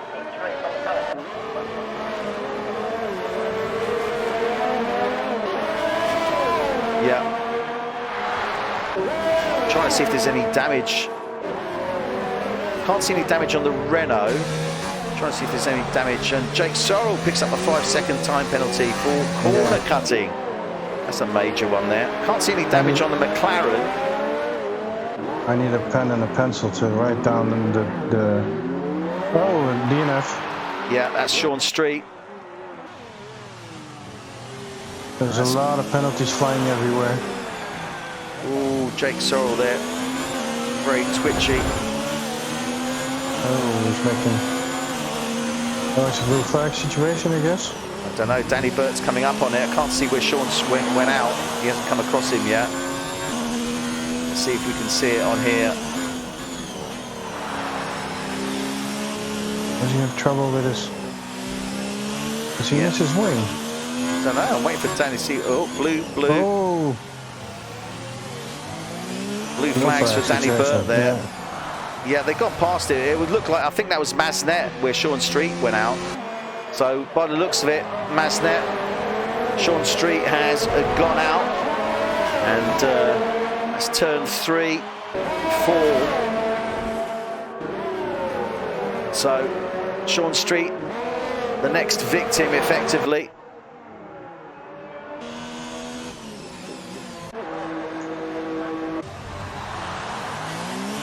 So we are now down to 10 cars. As long as everyone finishes, they will get their 10 points. We are now a third of the way through, nearly, of this race. Just over two-thirds of the race remaining. And we've seen 6 cars go out already, 10 cars remaining. But this is... Oh no! Jake Soul has crashed in the pits. Crashed in the pits. Yeah, coming into the pits, he hit his right wheel and basically knocked his right wheel out. And that may be what we've seen earlier with some of the guys. I think that may have been what happened to Tom Stevens as well. I don't know, I think Nikki tried to put Tom Stevens in our Skype at the moment, so I don't know if he's here. Tom? Hello. Tom there you is go. there. Good evening, Tom. What happened? Well, I was going fairly easy across this Monaco and I didn't have too much confidence. But it was not what you think. Ross Milburn, I was about to lap him, he was about a corner ahead, and he binned it after the swimming pool, and I had nowhere to go. Oh, so that was on the exit of the swimming pool turns. Yeah. He went into the right-hand side, I presume. Car span out across the track, and you just went straight into it. Exactly. Yeah, that's well, that is known to happen there. So that was a bit of a disaster for you, but I get the feeling that Phil Harris took a great big sigh of relief there. Because Phil had actually DNF'd before you. Oh, I'm not sure. Yeah, Phil had DNF'd before you. There's only 3 points between you and the championship.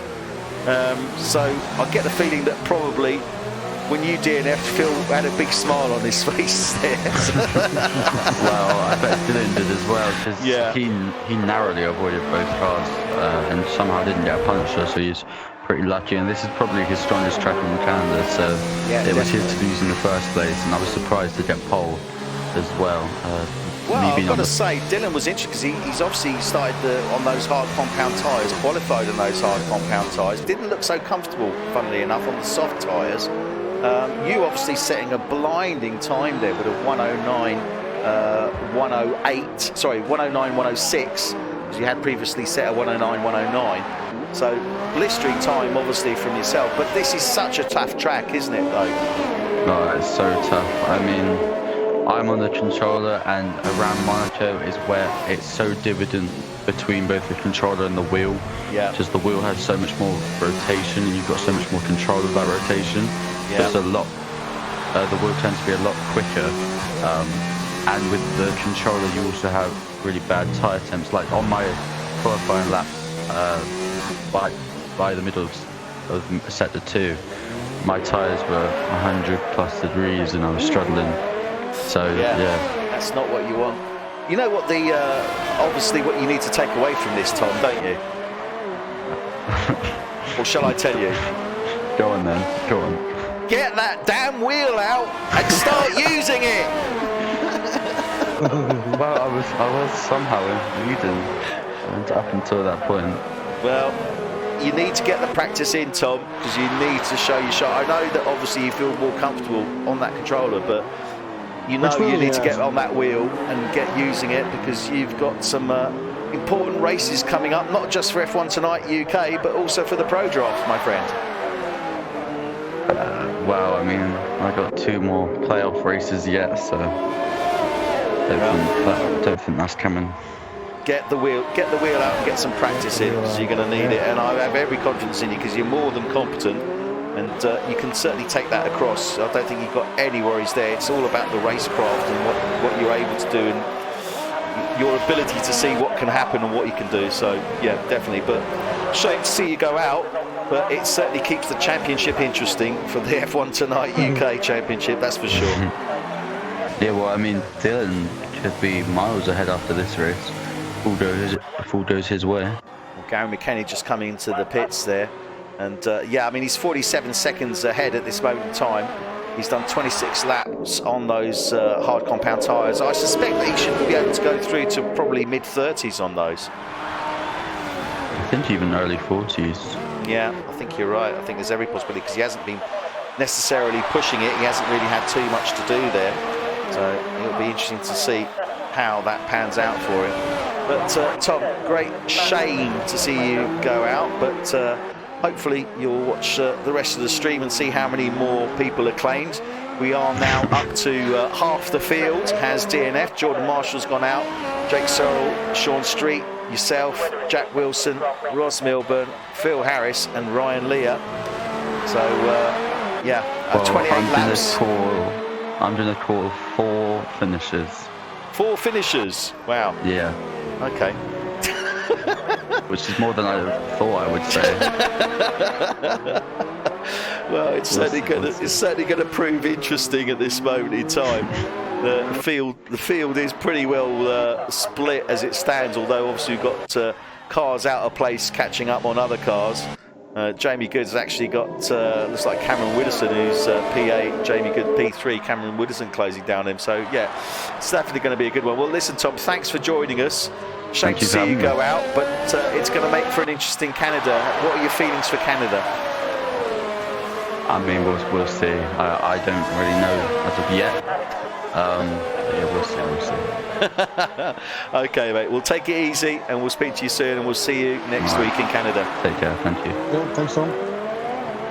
So that was Tom there for Tom Stevens from Mercedes, who unfortunately lost it because Ross Milburn hit the barriers out of the swimming pool turns. He had nowhere to go. Got T-boned Ross. So we say you have nowhere to go here. You have nowhere to go. That is very true. You really don't have anywhere to go there.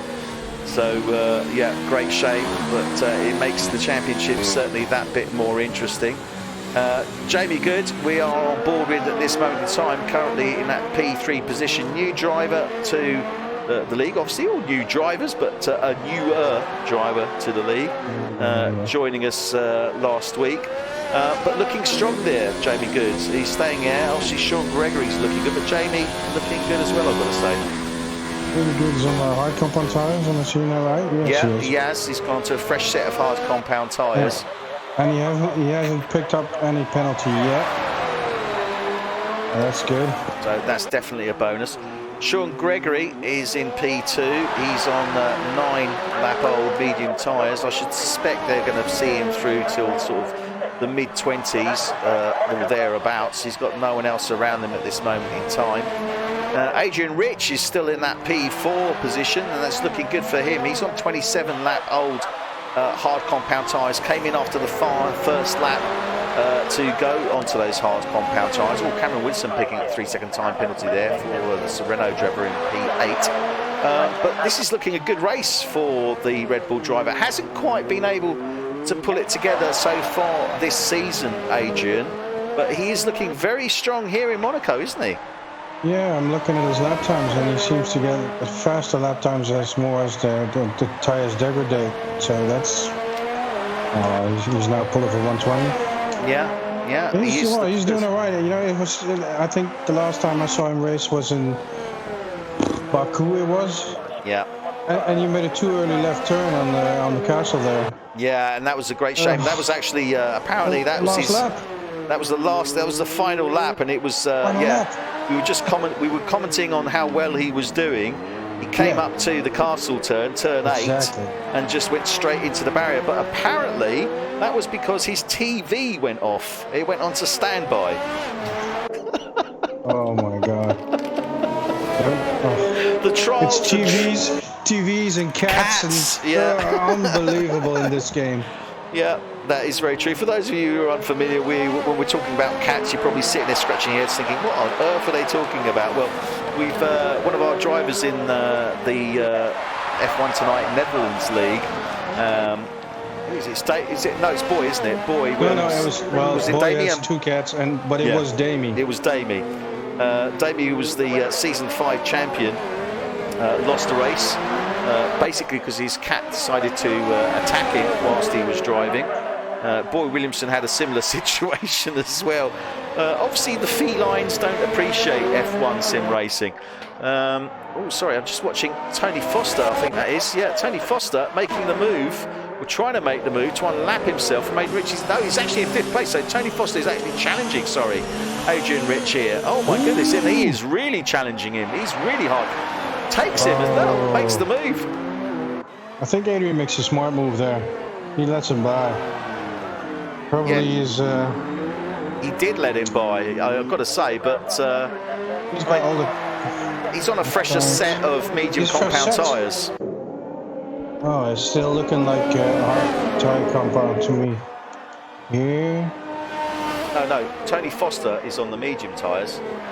Yeah, exactly. And Adrian Rich is an old hard compound tyres, and that's probably why he knows he doesn't have that much grip left, and probably just lets him by there. To be fair, he should have quite a bit of time left still on those. He's on 29 laps. He should be able to get to the mid-30s, one would expect.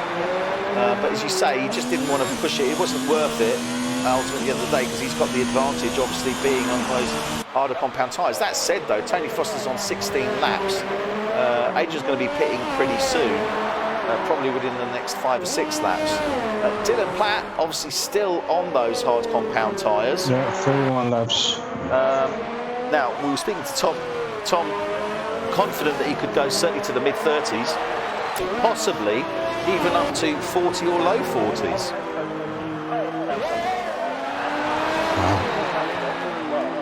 I don't know about that. Well, we're going to see how that goes now. That being the case, let's play devil's advocate. Dylan Platt coming in, let's say in 4 laps time, lap 35. He's still going to have 43 laps remaining. What does he go on to? Does he go on to another set of hard compound tyres and then finish the race on the softs? Or does he go on to a set of mediums and then finish the race on another set of mediums? Because he's clearly going to have to do two stops. What would you say? What would you do? I would have gone on the soft tires already. No, I think I would have gone to on the medium compound probably, and finish it off with a soft compound. Maybe get the fastest lap in the end. Yeah, I've got to say, I don't know. When I was watching Dylan in the qualification, he wasn't comfortable. Surprisingly enough, on the soft compound tyres. I'm wondering if he's not maybe going to go for a medium finish to this race. And then he's got a set of soft compounds in the bin if he needs them. I think he's going to go medium. I think he's going to lap probably around about lap 40 and go on to a set of mediums actually. We'll see. Dylan Platt at this moment in time. Just getting past one of the back markers there. Well, I say back marker, it's actually P3, it's Jamie Good. Sean Gregory is now 1 minute off the back of Dylan Platt. Jamie Good is 9 seconds off the back of him. He's got Dylan Platt in his view ahead of him, but he's not actually racing against him. Oh, we've got yellows. And that's Danny Burt. Danny Burt has gone out. Yeah, Danny Burt has gone out into Mirabeau. I think that may have been... Let's have a look there around. Still yellows.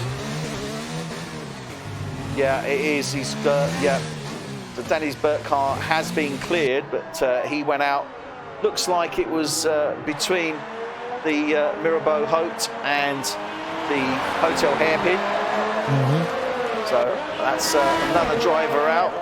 That leaves us with 7 cars remaining.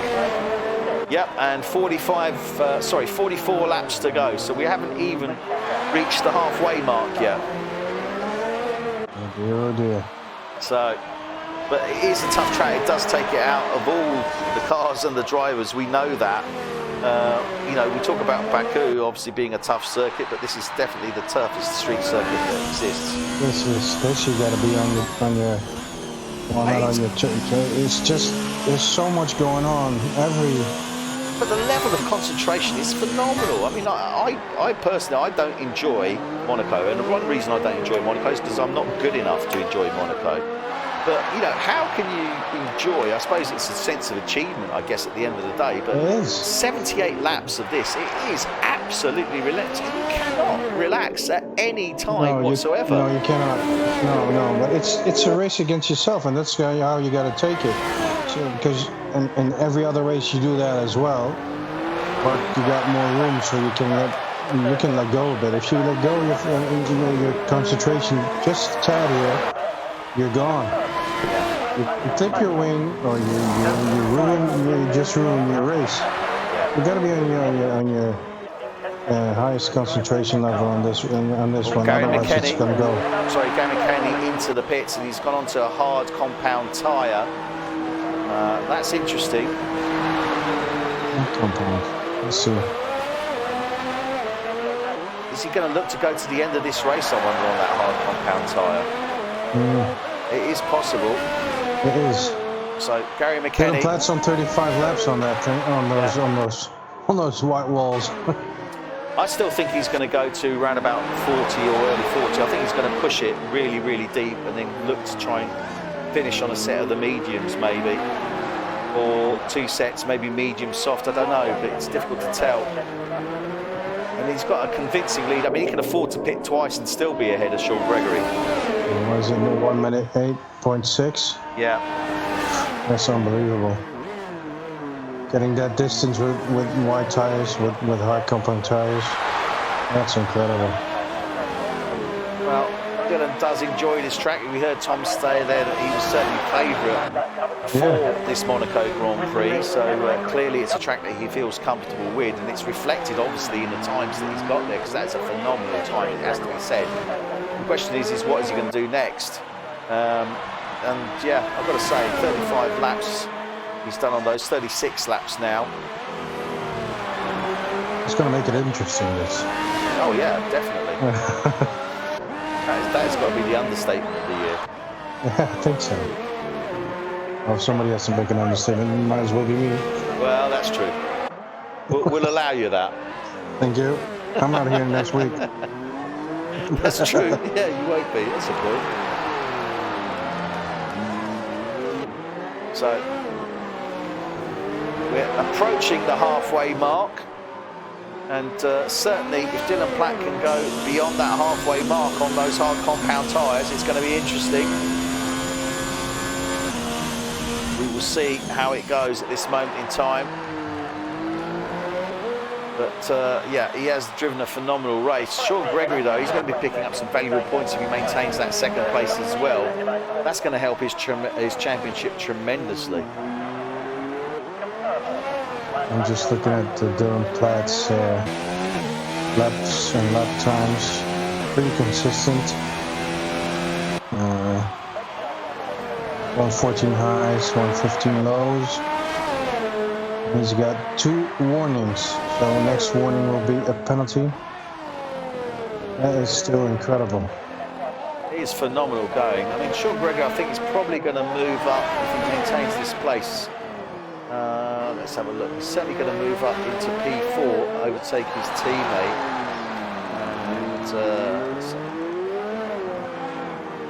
And he will overtake P3. Tom Stevens. So he will move up to P3 if he maintains this place in the Drivers' Championship, which is phenomenal. Jamie Good, obviously in that racing point, late start to the season. He's currently sitting in P17, so he can pick up some very valuable points as well by finishing on that podium and getting those 15 points. Very, very important to him and also to the team. Tony Foster, great run from Tony Foster. Tony has been fantastically consistent, certainly, in the start of this race. Not necessarily always, on the podium, but certainly in that midfield, picking up points. And he's looking pretty strong at this moment in time. He's in P12 in the championship. His teammate is out. Jake Sorrell has gone out. So he can pick up some really valuable points here in Monaco. Clearly enjoying it. Adrian Rich as well in the Red Bull. This is a great opportunity for him to pick up some valued points. Gary McKenny, well, he's come out now. He's in that P6. He's clearly going to be looking to push. I think he is looking to go to the end of this race on those hard compound tyres. And Cameron Widdowson in the Renault, he's done some great moves. Still in there. He's in that P7 place.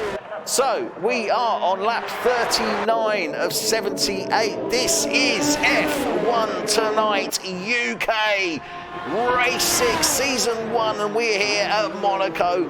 They have been dropping like flies. We started with 16. We are down to 7. We've lost 9 runners already, and we've only just reached the halfway mark. This race is relentless. It is tough. It is hard, and you cannot afford to let your concentration drop at all. Out are Daniel Burt for Haas, Jordan Marshall for Renault, Jake Sorrell for Ferrari, Sean Street for Racing Point, Tom Stevens for Mercedes, Jack Wilson for Williams, Ross Milburn for Toro Rosso, Phil Harris for Williams, and Brian Lear for Alfa Romeo. Remaining is Dylan Platt leading the way at this moment in time, a full 1 minute 11 seconds ahead of second place Sean Gregory in the Toro Rosso. Third place at the moment is Jamie Good in the Racing Point. 4 Tony Foster in the Ferrari. 5 Adrian Rich in the Red Bull. 6 Gary McKenny in the McLaren, and 7 Cameron Widdowson in the Renault. Well, take a deep breath now.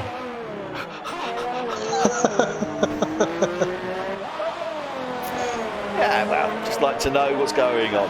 But, very good. I love it. I mean, this is amazing. Halfway, we've just got 7 guys remaining. I mean, Tom was saying he'd be surprised if 3 were left. I've got to say, he's not looking too wrong at the moment. No, that's what I was thinking before I started to commentate on this race. Because the thing is, when you go on a street circuit like Baku, where you have room and you have 3 people left in the end of the night, what's going to happen in Monaco? But I have to say, I expected more to drop in the first few laps, or to drop in. No, I get where you're coming from. Yeah, that is true. But what we've seen though is small errors just leading to major mistakes, and this is the thing, as we keep saying it, but it is so true here. A small error. It's not that the small error gets you out. Well, it is, but it's what the small error causes, isn't it? It's a pinball machine in this. Yeah. If you clip it just a little bit too hard on the right side, you're going to be ejected to the left side. And it's just like you said, it's relentless. It's unforgiving. That's what this track is. Yeah. I've got to say, I've appreciated this track in racing. I didn't appreciate it when I've driven it. I'm getting to get a greater appreciation of it watching these guys and knowing the quality of some of these guys racing. Because I've got to say, you know, when you're going round it and you're solo and you crash into the barrier, you think, oh God, I'm an idiot. But then you watch these guys who are fantastic racers, one and all, and you know they find it tough. It sort of makes you feel a little bit better somehow. Listen, mate, FOTUK Season 2. Yeah, that's true. And Adrian Rich makes the move round. Oh, sorry, that wasn't Adrian Rich. Sorry, that was Sean Gregory getting round Adrian Rich. Yeah, it was a blue flag situation. Yeah, and Dylan Platt is now coming round as well. Blue flag there. Or Adrian is going to move across in the tunnel. Yeah. So that's race leader catching up to second place. And actually, let's go on board because this is great. Dylan Platt is in first place, and ahead of him is Sean Gregory, who's in second. So he's coming up to lap second place. That is unbelievable. Yeah, that's good. You should be able to pit 10 times and then still get ahead of Sean. Well, that is absolutely unbelievable. So you are watching here, Dylan Platt is in first place, and the car ahead of him is second place, Sean Gregory, who he is coming up to laps still on those hard compound tyres, on which he's done 42 laps. So when's going to be crunch time? When he's going to come in? I think he's going to come in lap 44. He's going to come in at the end of lap 44, I reckon, and go on to a set of mediums. Okay. I'll give you the mediums as well, but... Oh, yeah, and Sean Gregory, discretion is the better part of valour. No point in fighting him, just let him past. So he lets Dylan Platt pass there, because the guy is just unstoppable here at this moment in time. Well, he already was his favourite, and it shows. Yeah, definitely shows, but it also goes to show the quality of the driver. I've got to say, on this type of track, on those hard compound tyres, Dylan is really showing the measure of the quality of driver that he is. Yeah. Because that is just absolutely phenomenal there. So let's get back to the back there, Cameron Widdowson. See who's closing in, and everyone's pretty much stretched out at this moment in time, aren't they? Sean Gregory's in the pits. He's getting some new tyres. New nose onto Sean Gregory, and he's gone onto the hard compound tyres. Hard compound again, I think.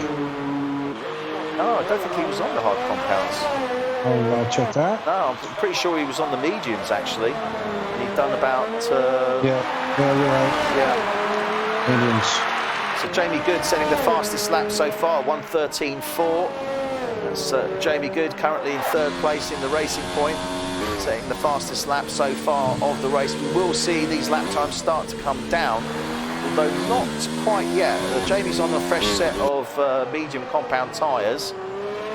Sean Gregory's come out on the hard, so clearly Sean looking to go to the end of the race. He's closing the race on those hard compound tyres.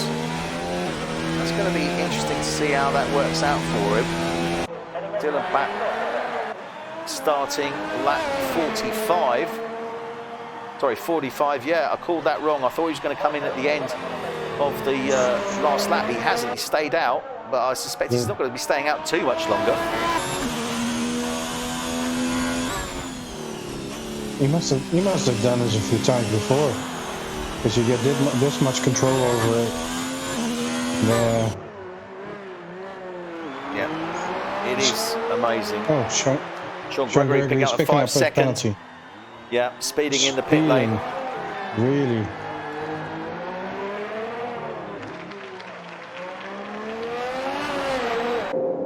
Oh, he went on the wrong tyres. Yeah, he's come off those hard compound tyres and he's gone onto a set of soft, so clearly was not enjoying those hard compound tyres. I don't think it was an error. I think he just called it wrong on his pre-race.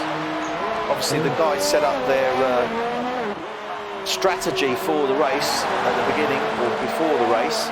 I think he simply doesn't feel comfortable enough on those hard compound tyres, so he's going for the soft. And I suspect he's going to go soft and then probably onto the mediums to close the race. So he's got about 15 laps, 15 to 20 laps where he needs to make good on those soft compound tyres. And what he needs to do, he needs to close in on Jamie Good, who's 24 seconds ahead of him, but he's on a fresh set of mediums. This is going to be interesting because that is going to cost him. So he's got to make it up. He's going to go to the end with those tyres. Oh. He can't do. No. 32 laps. No, if he's, I don't know. No, he can't do that. No, he can't do 32 laps. What he can do is go for a really fast stint, or as fast as he can, try and close down to Jamie Good, and try and see if he can get the undercut on him. Get some distance. Yeah, get the undercut when he goes onto a set of mediums, because I suspect he's going to go soft mediums and mediums to close. Well, he might even go onto hards. I don't know actually. He might go onto hards. Maybe he just didn't feel comfortable with the sort of the, if you like, the weight of the car, the way that it's sort of handled on those hard compound tyres. Maybe he's still going to look to go onto those hard compound tyres, but not just yet. He's going to look to burn off a bit more fuel. Exactly. Maybe it's just a bit too heavy now. Yeah. So he's just not feeling comfortable with it. So we could see him still go onto those hard compound tyres. We will see what happens, but he definitely needs to close down to Jamie Good in that second place at this moment in time. And he is still 24 seconds ahead of him. So Dylan Platt leads the way. He's on lap 46. He hasn't come in. He's getting into the territory now. I mean, how deep can Dylan Platt go on those tyres? Tony Foster we're on board with now. Now, he's done 30 laps on his medium compound tyres. Is Dylan Platt looking to get to lap 47, the end of this lap, to actually come in? And then he's got 30 laps. He's just going to go onto the set of the mediums to close the race. We could well be looking at that. If he goes any deeper, he might even be looking to go onto a soft compound to close the race. Sean Gregory does a 1:13.3 on those soft compound tyres. Yeah, that's soft. Oh! What was that? Yeah, it's Dylan. No, sorry. Jamie Good? Jamie Good. No, he's out. Oh no, Jamie Good, sorry, he's in second. Sorry, I do apologise. Yeah, he started to slide a bit. So Jamie's on, he's only on 5 lap old medium, so that shouldn't be an issue. Nice overhead shot there as he's coming through the swimming pool turn now. Down to Raskas. That's a lovely shot, I like that. Round Raskas. Get a good idea of the line there. That's a good line from Jamie. Certainly looking solid at this moment in time, but Sean Gregory's just not taking out enough time from him, is he?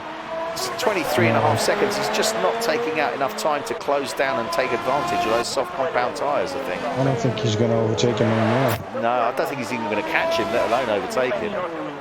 I'm just wondering what is the strategy for Dylan Platt. I mean, he has gone a lot deeper than I expected on those hard compound tyres. I would have changed it to mediums now. Just having a look at those tyres, trying to see. It's definitely got wear on the inside, on the outside, left and right. Rear tyres, obviously, I can't see. Oh, and locks up round Raskas. Yeah. Definitely he's going to get a flat spot on there, but he's starting lap 49. I'm wondering if he's not trying to close it down, get into those mid 50s, high 50s maybe, and then finish on a soft compound tyre. He's still looking pretty solid on consistency of the lap times. These are 114 lows, 114 highs, and 115 lows. So he's definitely putting in consistent laps then. He put in the last lap was 115.046. So consistency-wise, there's nothing wrong with it. And so he obviously has a lot of confidence in the feeling of the car. But then again, he made the smallest mistake just now and make a little flat spot on the right. Let's see.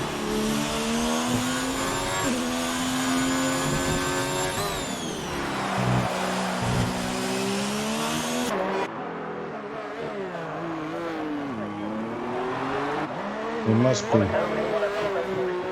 And the risk you're taking is that the tires will blow out.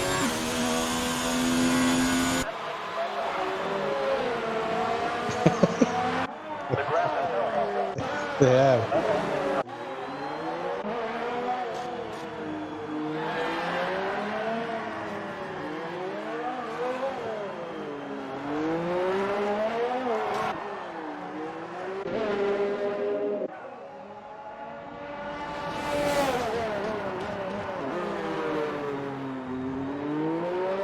Okay, fastest lap.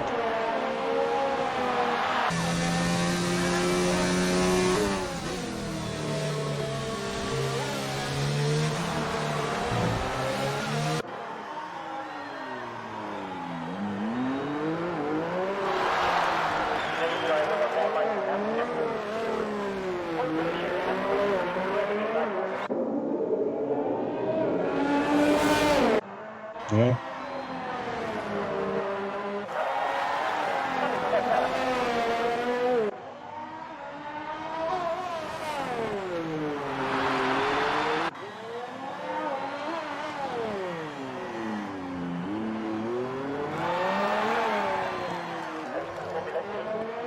Woods, could you check your mic? Because Sorry, sorry, yet again, do apologise.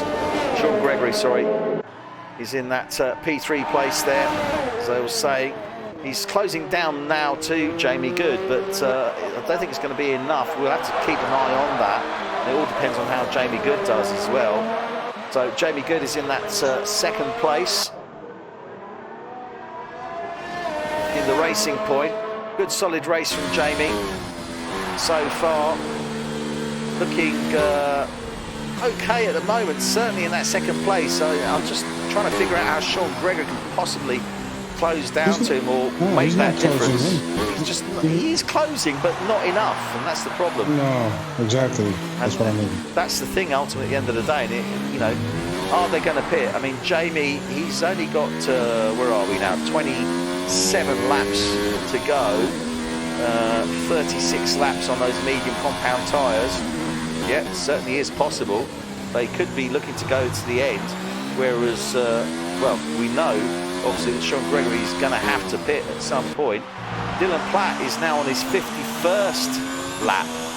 So, the same compound tyres. That is phenomenal. I mean, it really is. For him to be, from the start of this race, lest we forget, he started on these hard compound tyres. But, and we've been saying for about past like 10 laps almost, he's going to be coming in probably 45. 45 came and went. He's going to be coming in lap 50. 50 came and went. He's now on lap 52. I think I'm going to guess for lap 77. Well, yeah. Oh, no, actually I'm going to say lap 70, because then he's got 8 laps 70. To do. Yeah. That would be wicked. No. That would be I just phenomenal. saw Cameron and Madison pick up a 3-second time penalty. Yeah, so Cameron Wilson there in the Renault, picking up 3 seconds. Not that it's going to amount to very much. He's comfortably yellow flag in that P7. Sector 1.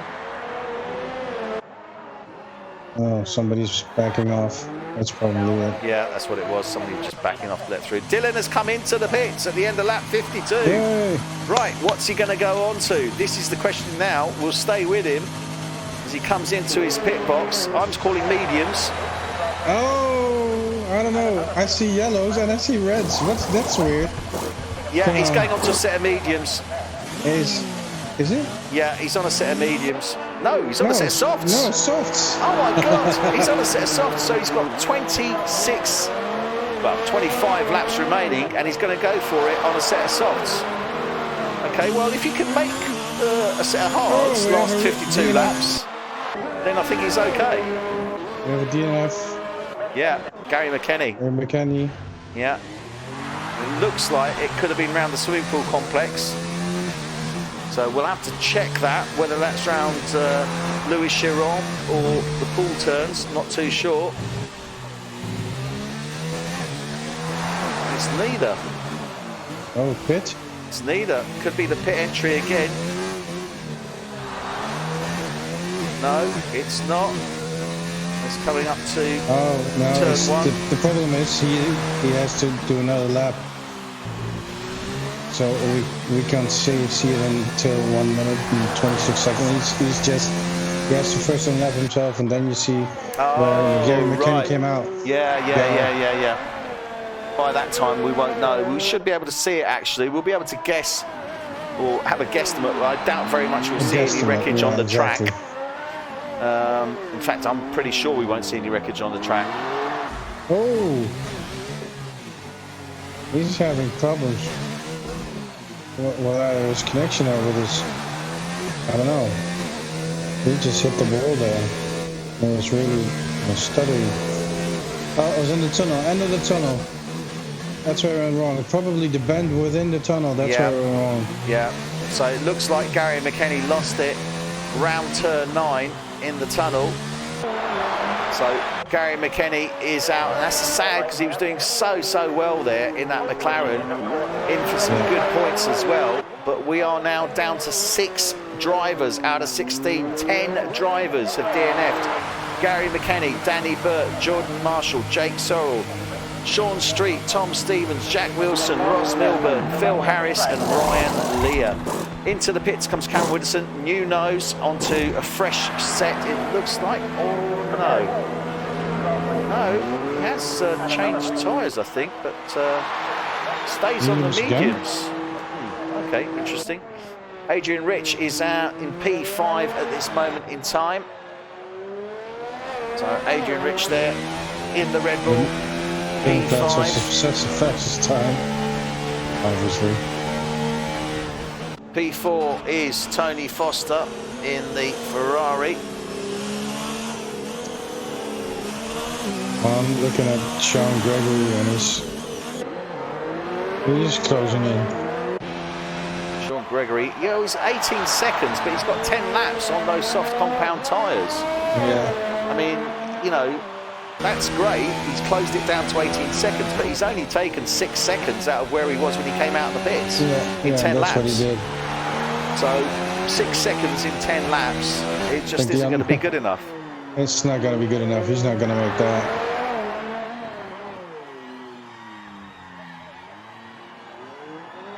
So I think Sean Gregory at this moment in time is looking at third place, and what cost him there was coming into the pits and going onto those hard compound tyres, wasn't it? Yeah. That was either a wrong button or a wrong gamble.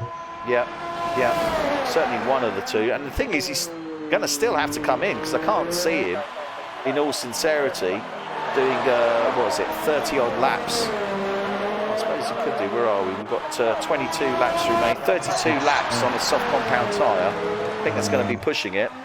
That's going to be pushing it a little bit too far. We will see, though, whether he can actually do that. But the thing is here, I mean, at this moment in time, Tony Foster is 51 seconds behind him.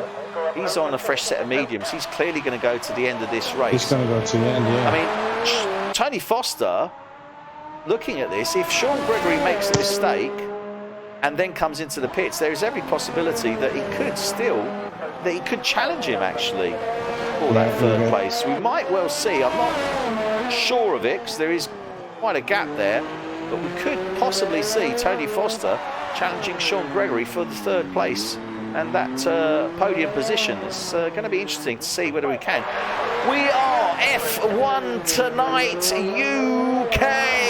This is season 1, race 6 here in Monaco.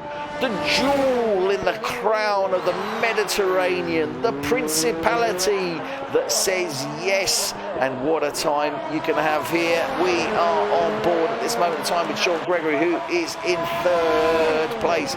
He wants to try and get that second place back. It's going to be tough, and he could well be under challenge from fourth place Tony Foster towards the close of this race. We only have 21 laps remaining, and what a race it has been. Dylan Platt has led the way basically from start. From Tom Stevens, I think, crashed out, and that was pretty much it then. Tom unfortunately got caught up in an incident with Ross Milburn as they were coming out the swimming pool turns. That played straight into Dylan Platt's hand, who was in second place on those hard compound tyres. Pushed those hard compound tyres unbelievably all the way to the end of lap 52. He's now on a fresh set of soft tyres. He's done 4 laps. He's got 21 laps remaining. He's looking to do 25 laps on those soft compound tyres.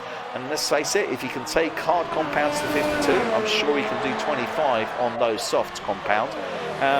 He is just flying. He's a lap ahead of Jamie Good, who he lapped earlier on.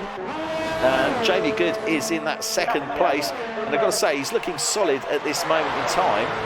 Sean Gregory did close down a bit more to Jamie Good, got it down to about 18 seconds. The gap's opened up again now to 21 seconds. No way he's going to close down to second place, and there's every likelihood that he is still going to have to pit. He will come out, even if he pits, still ahead of Tony Foster. But if he makes an error as well, that could cost him. And actually, looking at that, I don't know, how many time penalties has Sean Gregory got in comparison to Tony Foster? Because that could well come into play. I'll just check that. Sean has a 5-second time penalty. I can't see if he probably 5-second time penalty for speeding in the pit lane as he comes in. Foster has one penalty, 3-second, another penalty. So he's got 2 3-second time penalties. So effectively, Sean Gregory's a second ahead of him because he's only got 5 points. Yeah, 5 exactly. seconds. And Sean probably did the 5-second time penalty already within the pit stop. Yes, I think he has actually. So that's gone. Yeah, I think he did. He came in earlier. So Sean Gregory's still looking good at this moment in time. I think he's not closing in anymore. He isn't closing in, certainly on Jamie Good at this moment in time. Got 19 laps remaining of this race, and it has been a very, very hard race, only to be expected. Started with a field of 16 drivers, we're down to 6, we've lost 10. The 10 we've lost: Gary McKenny, in order of losing, Gary McKenny, McLaren, Danny Burt, Haas, Jordan Marshall, Renault, Jake Sorrell, Ferrari, Sean Street, Racing Point, Tom Stevens, Mercedes, Jack Wilson, Williams, Ross Milburn, Toro Rosso, Phil Harris, Williams, and Orion Leah in the Alfa Romeo. First man to go out, didn't even unfortunately make first lap, lost it in Beau Rivage, turn 2. But this is going to it's going to certainly help Dylan Platt. I mean, let's face it, he's leading the championship at this moment in time on 74 points. He's going to take 25 points. It's going to put him on 99 points. No, it's going to take 26 points. Oh, he's going to get the fastest lap. Yeah. So it's actually going to put him on 100 championship points. His next closest rival was Phil Harris. He's out. Tom Stevens, he's out. Ross Milburn, he's out. Next closest is Sean Gregory, and he's 5 in the championship, 47 points. He'll be taking 15 points away today, so that will move him up, but certainly no challenge to Dylan. And Dylan's going to be very happy because he's going to be effectively pulling away about, 34 points ahead of second place, Phil Harris. So that's going to help him a great deal, isn't it? Yeah. That's going to be good. Tony Foster still in 4th, Adrian 5, Cameron Widdowson 6.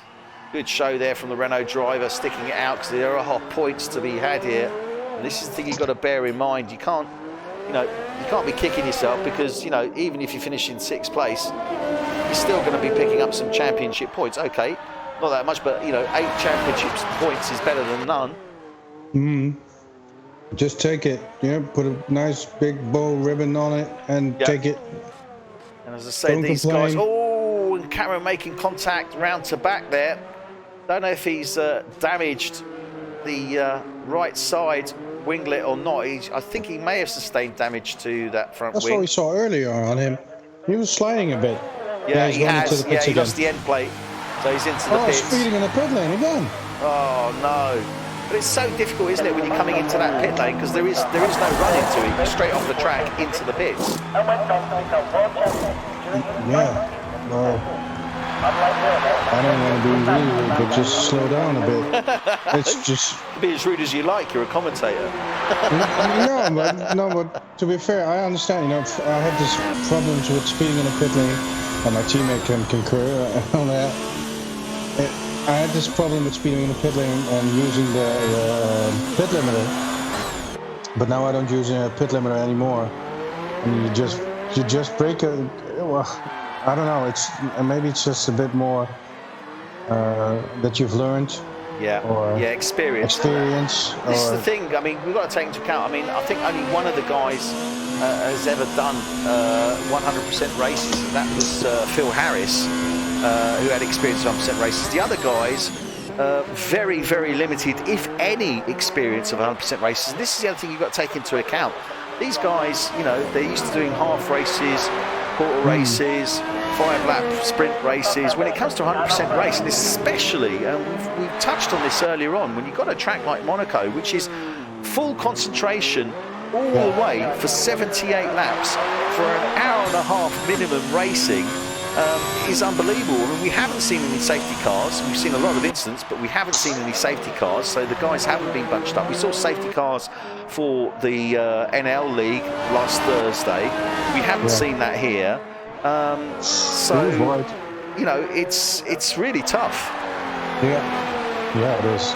It is really tough. And then again, it's just as you said. Jamie's coming to the pits. So Jamie is coming to the pits. Let's see what's happening. He's going onto a set of soft compound tyres. Sean Gregory is still 50 seconds behind him. He's got a new nose. Yeah, he's got a new nose as well. Let's see how close Sean Gregory is going to be to him when he comes out the pits. He should still be round about, I would suspect, 26 seconds actually. Yeah. He's gonna. Okay, he's around the first corner already. Doing good, so. And Sean is just coming into Raskas. Yeah, exactly. So it's actually a bigger gap. I'm surprised by that actually. I thought it'd be a smaller gap than that. Yeah, oh, it is. Right, yeah. that makes sense. Yeah, it's 23 seconds. Yeah, there we go. 21 seconds, yeah. He had to cross the line to get the timing. Yeah. So it's actually 21 seconds, so it's not too bad. But they are both on soft compound tyres now, so this is going to be very interesting to see how this one pans out. Tony Foster, he's on 35 lap old mediums. He's got 15 laps to go. I think he's going to pit, isn't he? He's going to have to pit. He's going to go onto a set of soft tyres. He should. Yeah, definitely. And he's actually just about to be lapped there by Sean Gregory, P3. Oh, Sean Gregory's in on the outside of that corner, and it's a fast corner, so that was a bit dangerous. But went on the dirty side round the tunnel there, effectively. Tony obviously looking to move out of his line as much as he possibly could. Adrian's in that P5 place. If you're in that tunnel, you try to take the inside of the curve there.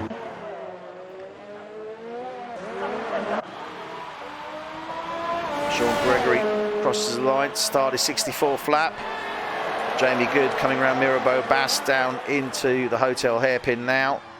Dylan Platt coming through Nouveau Chicane towards the end of the second sector.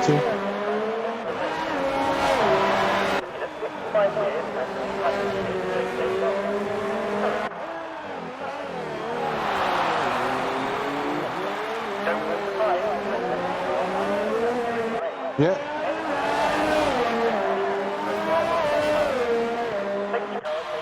Sean Gregory coming into the tunnel. Also on the outside and taking the inside where just got Tony Foster. We let him by. A bit dangerous a bit here. Dylan Platt. One lap old soft tire compound. And he hasn't picked up a time penalty yet. It's the number 2. Any good? Also doesn't have any time penalty yet, but is not going to come close to him at all. No, there's no way.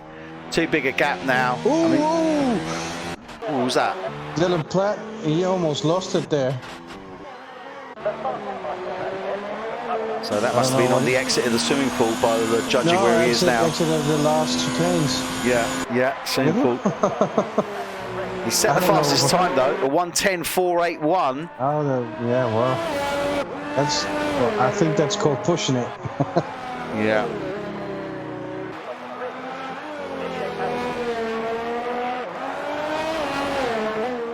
But these are the sort of times we're actually seeing on the guys achieving in Q3 session. 1:09 was the time set by Tom Stevens.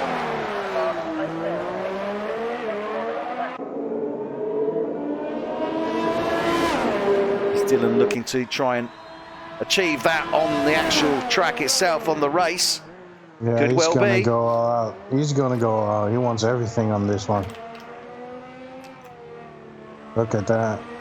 And he is goes around so fast through He there. is really aggressive. That is unbelievably fast, actually. Just watching on an overhead there, aerial view, and what a fantastic view it is.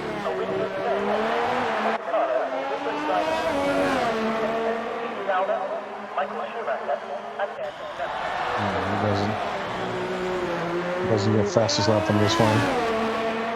He's definitely pushing it. And he's pushing it like mad.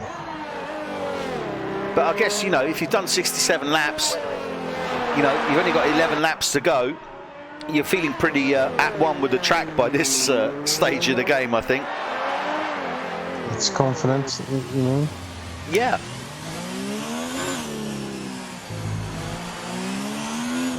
But equally, that confidence can be a little bit too high, and the track can bite back.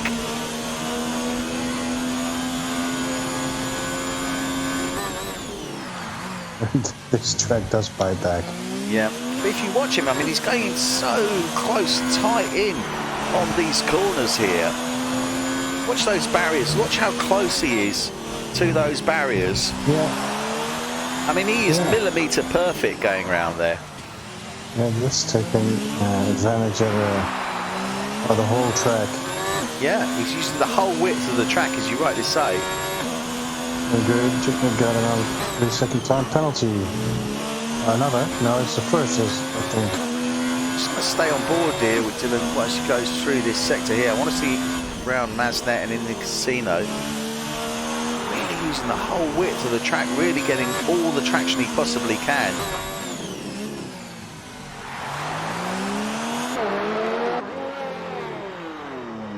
Beautifully round there. And he has got this down to a T now. 10 laps to go. Watch how he cuts right close barrier here on the exit of the tunnel. So close on that corner there.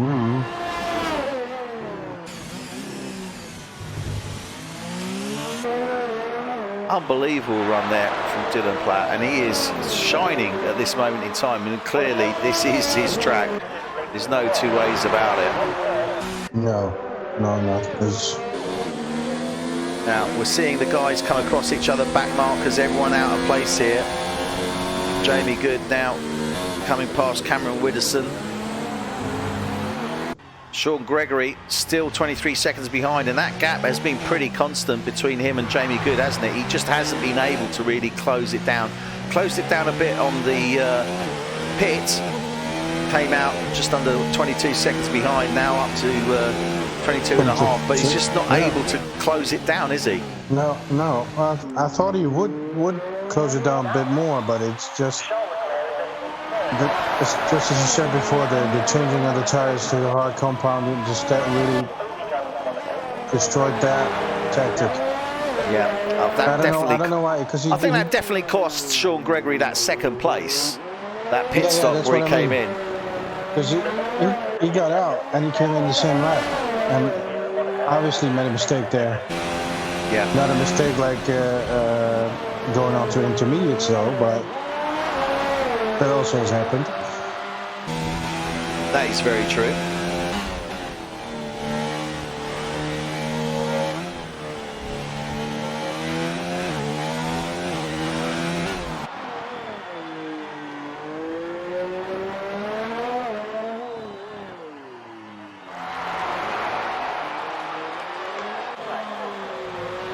Tony Foster solid in 4, Adrian Rich solid in 5.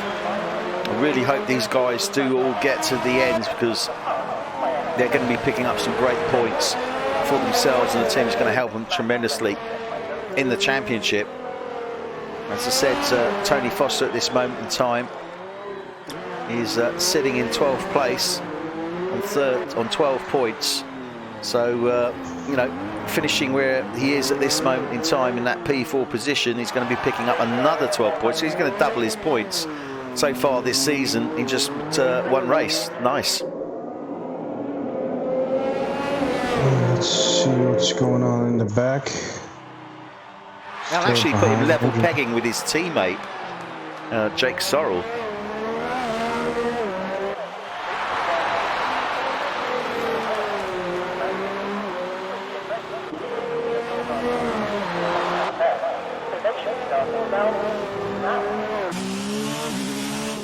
Sean Gregory is still doing his best, but he can't come any closer. No, as I say, I just don't think he's able to do that. Still hovering around that 23 second, 22 and a half second sort of margin.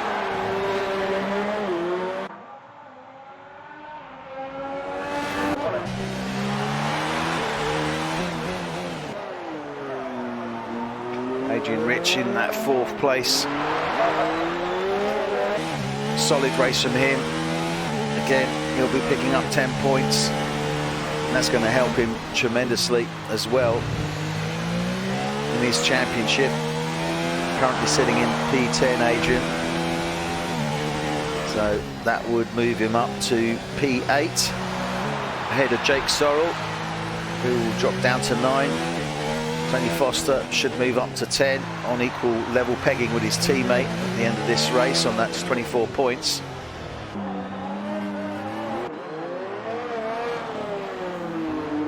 We are now reaching the closing stages of this race here for F1 Tonight UK.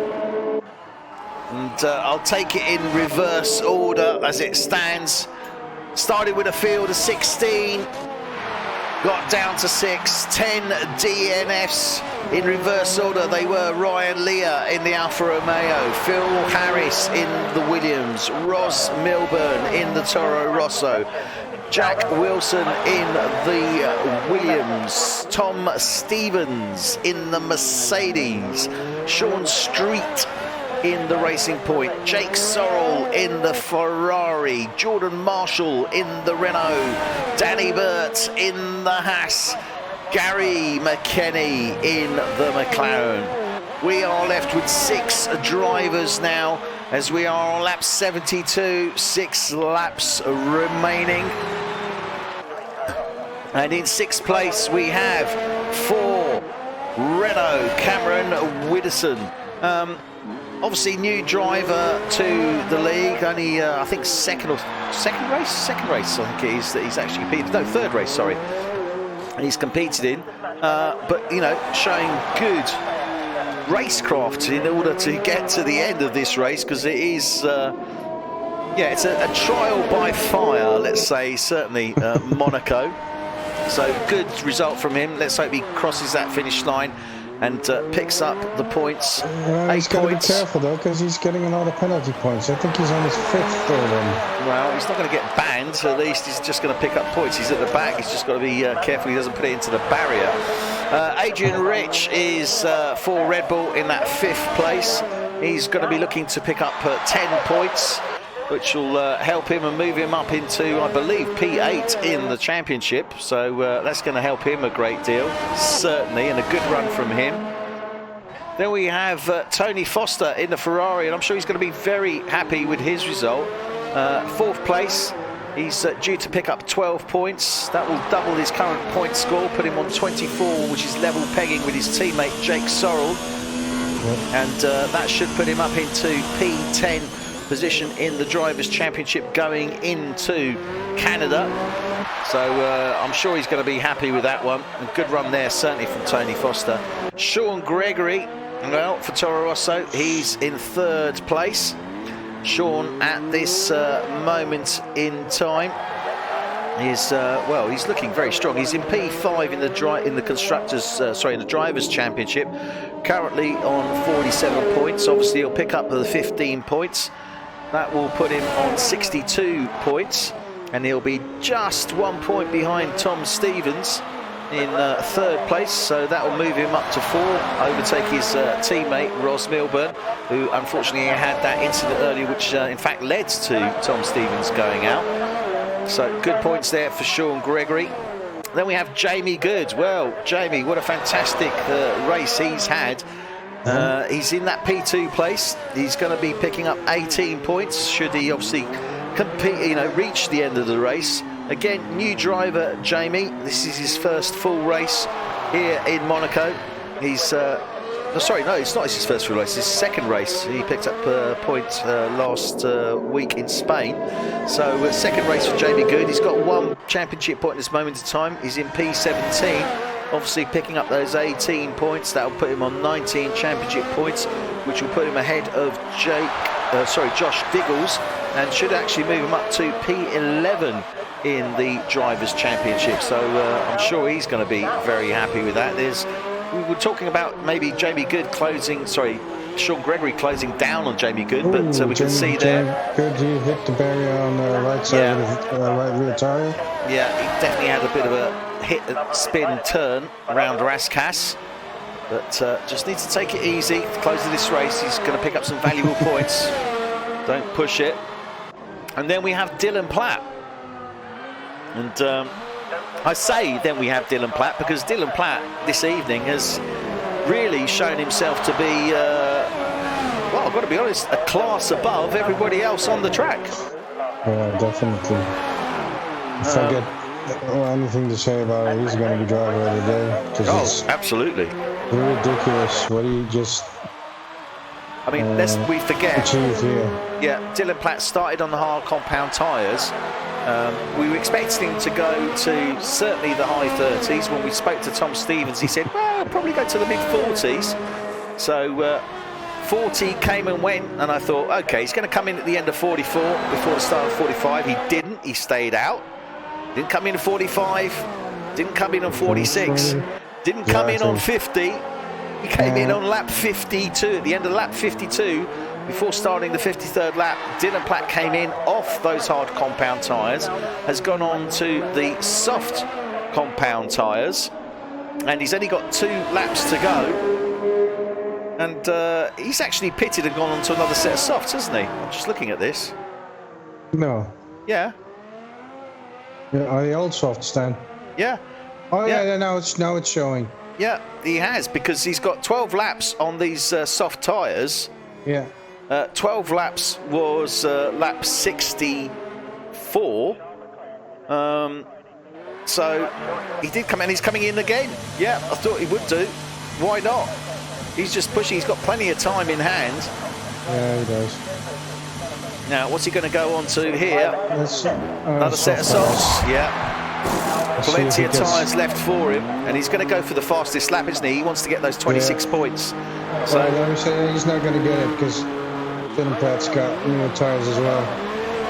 That's what I'm saying. Dylan Platt's come in and got sorry. Yeah, but Sean Gregory was in. I was looking at Sean Gregory. That's. Oh right, okay. So Sean Gregory's come in as well. He's gone on to another fresh set of soft tyres. Yeah, exactly. But Dylan Platt's come in. He's gone to a fresh set of softs. He's definitely going to be gunning for that fastest lap. Only 2 laps, well, lap and a half effectively remaining, and it is a phenomenal run from Dylan. I've got to say, from start to finish, qualifying times that he did on those hard compound tyres was absolutely amazing. And just to remind you, he set a where are we? Something. Yeah, I'm just having a look here because I actually did make a note of it. He set a 1:10.707 in Q1 on a hard compound tyre. He set, I think it was a 1:13. Oh, it was faster than that, wasn't it? Yeah, he set, a 10:707, and then went on to the soft compound tyres, obviously for the Q3, put him alongside Tom Stevens in that front row. Tom did lead the way, obviously on the soft compound tyres. Right. Then he had that collision for the on lap 7. Lap. Yeah, Dylan Platt now has started his final lap indeed. Amazing, right? I've got to say, I'm absolutely amazed by this guy. He's done a fantastic job here this evening. I think it's incredible. It's incredible. Need to give him a hand for that.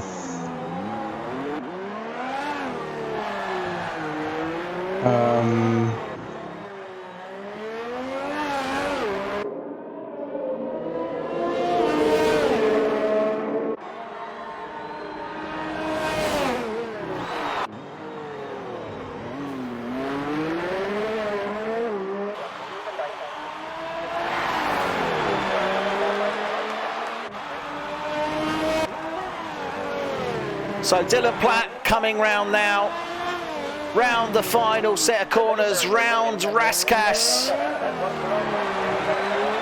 on the start-finish straight, across the line, Dylan Platt takes the win here in Monaco. What a fantastic race from him.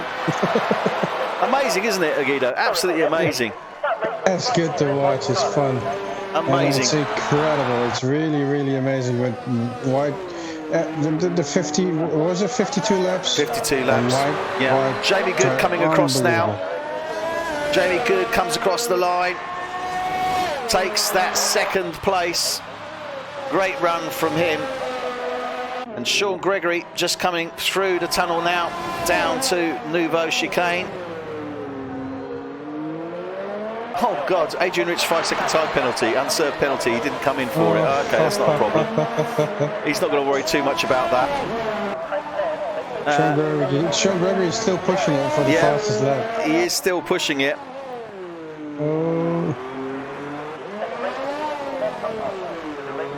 Dylan Platt has taken that fastest lap with a 1:10.077. Sean Gregory crosses the line and takes that P3 position. Well, what an amazing race from him, gotta say.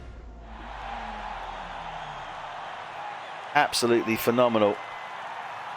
I am still trying to get everybody in, but I asked moderator Nikki to do that as well.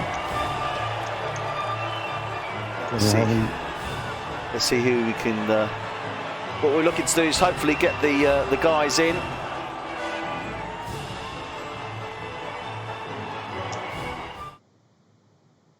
To the chat here and hopefully have a podium discussion with them. But there you have it.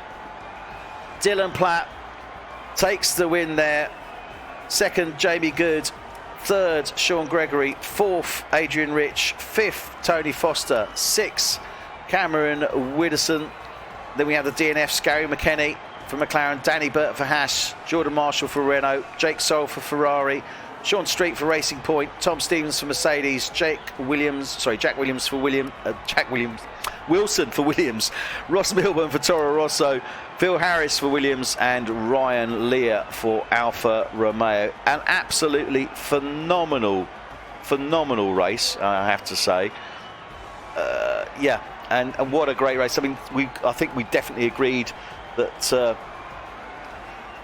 Dylan Platt gets the award there for driver of the day, as well as getting the win and the fastest lap. We're hopefully going to cut across now and see if we can get some of those drivers in. And Guido, have you had any success on that as yet, my friend? No. Okay, that's fair enough. All right, I'm looking. Let's see if we can get these guys in. I can't see. Let's all look. Okay, right, got it. Oh no, you're right. I am on my other account. How come? Oh, that's weird. I don't know. Oh, okay, that's very strange. So, yeah. I'm sorry to say we can't get anybody in. No, we can't get anybody in. Okay, don't quite know what's happened there, but not to worry. Unfortunately, Phoebe wasn't able to make the podium interviews this evening. We did hope to conduct those, but we have a bit of an odd situation where I don't seem to be signed into the correct account, and nor's Guido. So unfortunately, we're going to have to waive that for this evening. But Phoebe will be back with us next week. We will be in Canada. So this Thursday, 7:30 UK time, 8:30 Central European time, we have the F1 Tonight Netherlands League racing at the circuit Jacques Villeneuve for the Canadian Grand Prix. The following Tuesday, a week today, we have F1 Tonight UK racing at the same track for Canada, starting 7:30 UK time, 8:30 Central European time. We hope you've enjoyed the race this evening. It has been an absolutely phenomenal one, I've got to say. And yeah, a lot of drivers, unfortunately, that didn't quite make the mark, but we have our veterans, so to speak, and they will be waving their medals, I'm sure, with glee.